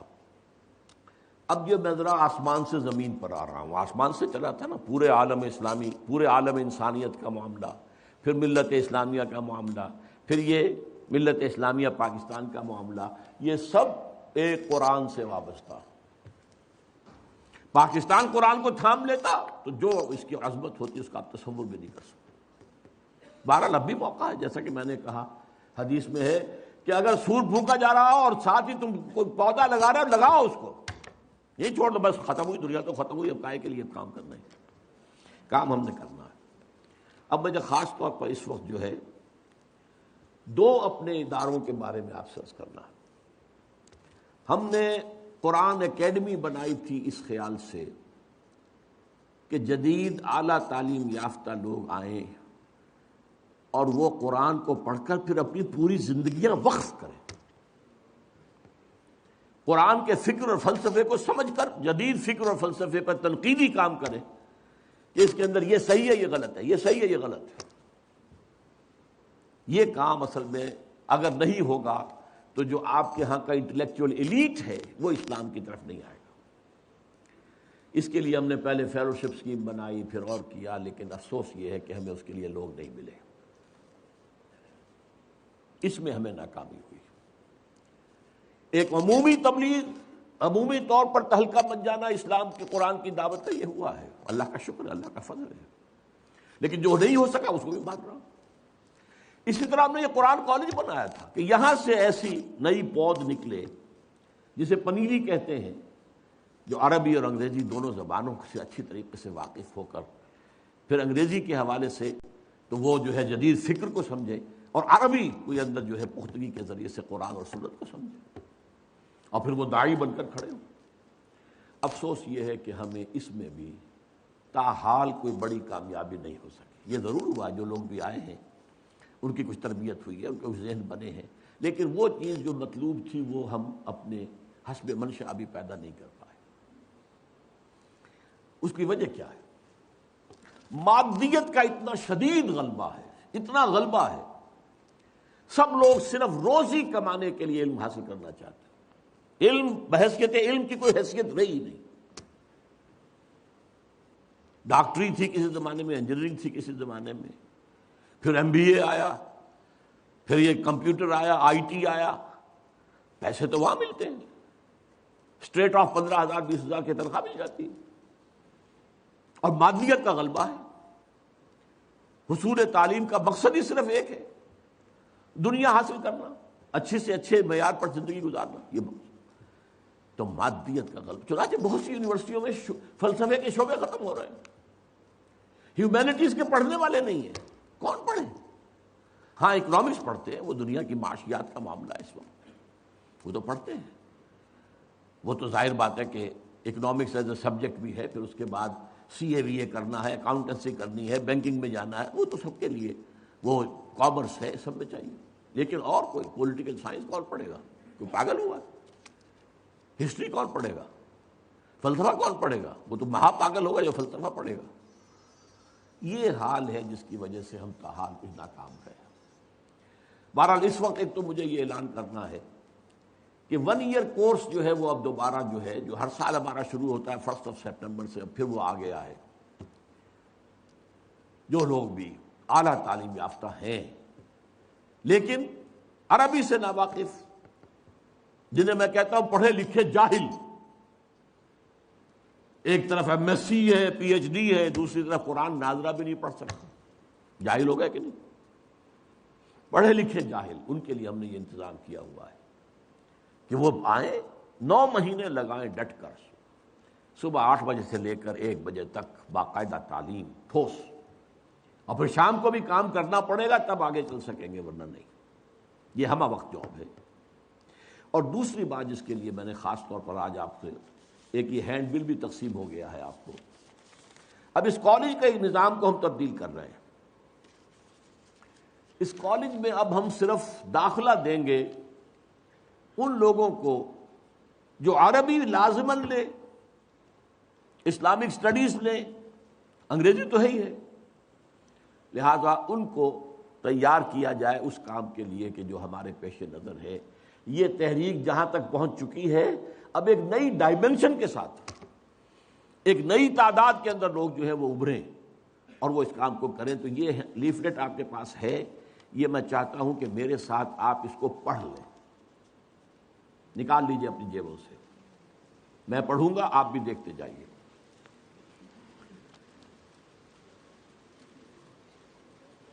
میٹرک کا امتحان پاس کرنے والے نوجوانوں اور ان کے والدین کے لیے لمحہ فکریہ، اب رزلٹ آنے والا ہے۔ میٹرک کے امتحان کو پچھلے زمانے میں انٹرنس ایگزامینیشن کہا جاتا تھا، یعنی یہ کہ اس کے پاس کرنے کے بعد ایک نوجوان علم کے اصل میدان میں داخل ہوتا ہے۔ یہ تو تیاری تھی میٹرک تک، تو تاکہ آپ کچھ پڑھ سکیں، لکھ سکیں۔ لہذا یہ اہم موقع ہوتا ہے کہ نوجوان اور ان کے والدین غور کریں کہ علم کے حصول سے انسان کا اصل مقصد کیا ہونا چاہیے۔ کیا علم کا مقصد صرف روزگار کا ذریعہ اور دنیا کی عارضی زندگی کو بہتر سے بہتر سطح پر گزارنے کی صلاحیت کا حاصل کرنا ہے، یا اس سے اصل مقصد ذہن اور فکر کی صلاحیتوں کو پروان چڑھانا اور عہد حاضر کے افکار و نظریات کے تنقیدی مطالعے کے ساتھ ساتھ علم حقیقت یعنی علم دین، خصوصاً اللہ کی کتاب کے علم کا حصول اور اس کے ذریعے دین حق یعنی اسلام کی سربلندی کے لیے جد و جہد کر کے آخرت کی ابدی اور سرمدی زندگی کامیابی اور کامرانی حاصل کرنا ہے۔ خاص طور پر والدین غور کریں کہ وہ اپنی اولاد کو صرف دنیا میں رزق کے حصول کے قابل بنا کر چھوڑ جانا چاہتے ہیں، اور یا انہیں ایک باعزت زندگی گزارنے کے قابل بنانے کے ساتھ ساتھ اپنے لیے آخرت کا توشہ اور صدقہ جاریہ بھی بنانا چاہتے ہیں۔ اولاد اس کام میں لگے گی، صدقہ جاریہ بنے گا آپ کے لیے۔ اگر طلباء اور والدین دونوں کا جواب دوسرے مقصد کے حق میں ہو تو وہ مرکزی انجمن خدام القرآن لاہور کے قائم کردہ قرآن کالج میں داخلے کا فیصلہ کریں۔ اب ورق الٹ لیجیے۔ قرآن کالج میں اس سال سے ایف اے کے لیے داخلے جو ہیں، لازمی مضامین تو ہے ہی، انگریزی، اردو، اسلامیات اور مطالعہ پاکستان، ان کے ساتھ ساتھ اختیاری مضامین کے ضمن میں صرف 2 گروپ ہوں گے۔ ایک وہ ہے جن میں عربی، اسلامیات اور سیاسیات کے ضمن میں شہریت، سیوکس، پولیٹیکل سائنس بنتا ہے پھر آگے جا کر، اور دوسرا گروپ ہوگا عربی، اقتصادیات اور اقتصادیات کے گہرے فہم کے لیے ریاضی۔ یہ 2 گروپ ہوں گے تاکہ ایک جانب طلبہ کی انگریزی اور عربی زبانوں کی بنیاد پختہ ہو جائے، چنانچہ عربی کے ذریعے علم دین کے اصل سرچشموں قرآن اور حدیث تک رسائی حاصل کر سکے، اور انگریزی کے ذریعے عہد حاضر کے خیالات اور نظریات سے بحثیت مجموعی بہرہور ہو سکے۔ دوسری جانب عہد حاضر کے نظام اجتماعی کے 2 اہم ستونوں یعنی سیاسیات اور معاشیات میں سے کم از کم ایک میں اعلیٰ تعلیم کے حصول یعنی ایم اے پی ایچ ڈی تک رسائی کے قابل ہو سکے، تاکہ ان علوم کے ضمن میں تحقیقی اور تخلیقی خدمات سر انجام دے سکیں۔ ان امتحانی مضامین کے علاوہ انشاءاللہ تمام طلباء کو کمپیوٹر کے استعمال کے قابل بھی بنایا جائے گا، اور معاشیات کے طلباء کے لیے شماریات کی کوچنگ بھی ہوگی۔ یہ امتحانی مضمون نہیں ہوگا لیکن کوچنگ ہوگی۔ اب میں نے ایک بات ذہن میں رکھ رہا ہوں کہ یہ نہ سمجھیے کہ اس کا مطلب یہ ہے کہ دنیا سے کنارہ کشی کی دعوت دے رہا ہوں اور کوئی آگے کیریئر ان کا دنیا میں ہوگا ہی نہیں۔ اس نظام کے تحت بی اے ایم اے کرنے والے طلباء کے لیے معاش کے ضمن میں حسب ذیل راستے کھلے ہوں گے۔ نمبر 1، اولین اور حلال ترین ذریعہ تعلیم و تدریس، جس سے نبی اکرم صلی اللہ علیہ وسلم کے ساتھ بھی ایک نسبت قائم ہوتی ہے، اس لیے کہ آپ نے فرمایا ہے کہ انما بعثت معلما، مجھے معلم بنا کر بھیجا گیا ہے۔ کالجوں میں پڑھائیے، یونیورسٹیوں میں پڑھائیے، حلال ترین ذریعہ روزی ہے، اس میں حرام کا کوئی پہلو ہے ہی نہیں، اور پھر اس میں وقت ملتا ہے، اتنا فارغ وقت ملتا ہے کہ جس میں آپ دین کی خدمت کا کوئی کام کر سکیں، باقی اور چیزوں میں پھر وہ وقت نہیں ملتا۔ دوسرا یہ کہ ایل ایل بی اور ایل ایم ایم کر کے پیشہ وکالت اختیار کیا جا سکتا ہے۔ اس ضمن میں واضح رہے کہ علامہ اقبال اور قائد اعظم دونوں ہی پیشے کے اعتبار سے وکیل تھے۔ علامہ اقبال کیا تھے؟ وکیل۔ قائد اعظم کیا تھے؟ وکیل۔ اور دنیا میں سیاسی اور معاشی نظام بنانے اور چلانے والے اکثر وکیل ہوتے ہیں یا سوشل سائنسز کے فارغ۔ یہ جو فزیکل سائنسز ہیں وہ تو ان کے خادم ہوتے ہیں۔ وہ ایٹم بم بنا دیں گے، استعمال تو کرے گا صدر امریکہ، وہ کون ہے؟ وہ سائنسدان ہے۔ نظام کون بناتے ہیں؟ وہ تو ہیومینٹیز کے پڑھے ہوئے لوگ ہوتے ہیں، لا کے پڑھے ہوئے لوگ ہوتے ہیں، وہ لوگ ہوتے ہیں جو نظام چلاتے ہیں، بناتے ہیں۔ یہ سائنٹسٹ تو سب سرو کرتے ہیں، یہ کام کرتے ہیں، چیزیں بناتے ہیں، استعمال تو وہ کرتے ہیں۔ نمبر 3، سول سروس کے مقابلوں کے امتحانات میں شرکت کے بعد سرکاری ملازمت اور سرکاری عہدیدار ہونے کے ناطے دین کی مؤثر خدمت۔ آپ سرکاری عہدیدار ہیں، کہیں تحصیلدار ہیں، اپنی تحصیل کی مسجد میں خود خطبہ دیں، کیا کیفیت ہوگی اس کی؟ آپ ڈپٹی کمشنر ہیں، ڈی سی او جو کہلاتے ہیں شاید آج کل، آپ وہاں خطبہ دیں، اس کی صلاحیت حاصل کر کے آپ جائیں گے، اس کی کیا تاثیر ہوگی؟ اگر صاحب کردار بھی ہو انشاءاللہ تعالی، جس کے لیے کہ یہاں خصوصی تربیت کا انتظام ہوتا۔ نمبر 4، مندرجہ بارہ تینوں صورتیں میں تو دین کی خدمت جز وقتی ہوگی، لیکن اگر اللہ تعالیٰ قبول فرما لے تو رزق کے ضمن میں خالصتاً اللہ پر توکل کرتے ہوئے ہمہ وقت اور ہمتاً اللہ کے دین اور اللہ کی کتاب کی خدمت، جس کے لیے دوسرے خادمان دین کے ساتھ ساتھ انجمن خدام القرآن کے صدر مؤسس اور تنظیم اسلامی کی مثال کو بھی سامنے رکھا جا بانی تنظیم اسلامی کی مثال کو بھی سامنے رکھا جا سکتا۔ میں نے بھی ظاہر بات ہے 40 برس کی عمر ابھی قبری حساب سے ہوئی تھی، اس کے بعد سے آج تک ایک دن بھی کوئی دنیاوی معاش کے لیے کوئی کام نہیں کیا۔ اللہ نے کھانے کو دیا ہے، رزق اس کے ذمہ۔ میرا کتابچہ اس کے ضمن میں حساب کم و بیش، میں نے کہاں سے کھایا ہے، لوگ سوچتے ہیں جب کچھ نہیں کیا تو کہاں سے کھایا، اس کا پورا حساب کتاب میں نے دے دیا۔ چونکہ قرآن کالج اسلامی دعوتی اور تربیتی درس گاہ ہے، لہذا اس میں ذہین اور باصلاحیت اور اچھے نمبروں سے میٹرک کرنے والے مستحق طلباء کو فیس کی معافی کے علاوہ زیادہ غیر مستطیع طلباء کو رہائش اور تعام بھی مفت فراہم کی جائے گی، اور زیادہ نمایاں صلاحیتوں کے حامل لوگوں کو اضافی وظائف بھی دیے جائیں گے۔ اب میں اس میں آپ سے تعاون کی درخواست کرتا ہوں، بلکہ توجہ سے سنیے، میں آپ سے آپ کی اولاد کی بھیک مانگتا ہوں۔ ہر داعی بھکاری ہوتا ہے، اسے لوگ چاہیے آؤ میرا ساتھ دو، ہر داعی بھکاری ہوتا ہے۔ بہرحال بھکاری، ہم تو بھکاری ہیں، اور میں آپ سے اولاد کی بھیک مانگتا ہوں اس کام کے لیے۔ میں نے آج تک اللہ کے فضل سے کسی کے سامنے ہاتھ نہیں پھیلایا، لیکن یہ جھولی پسار رہا ہوں۔ حضور صلی اللہ علیہ وسلم نے جھولی پساری تھی، اے اللہ میری اس جھولی میں عمر بن الخطاب اور عمرو بن ہشام میں سے کسی ایک کو تو ڈال دے، اس کے ذریعے سے اسلام کو قوت اور سپورٹ عطا فرما دے۔ بس میں اس پر آپ حضرات کو، اور اس کے لیے آپ میں سے ہر شخص جائزہ لے اپنے عزیزوں میں سے، جو لوگ بھی میٹرک پاس کر کے آ رہے ہیں، ذہین تر نوجوانوں کو لائیے۔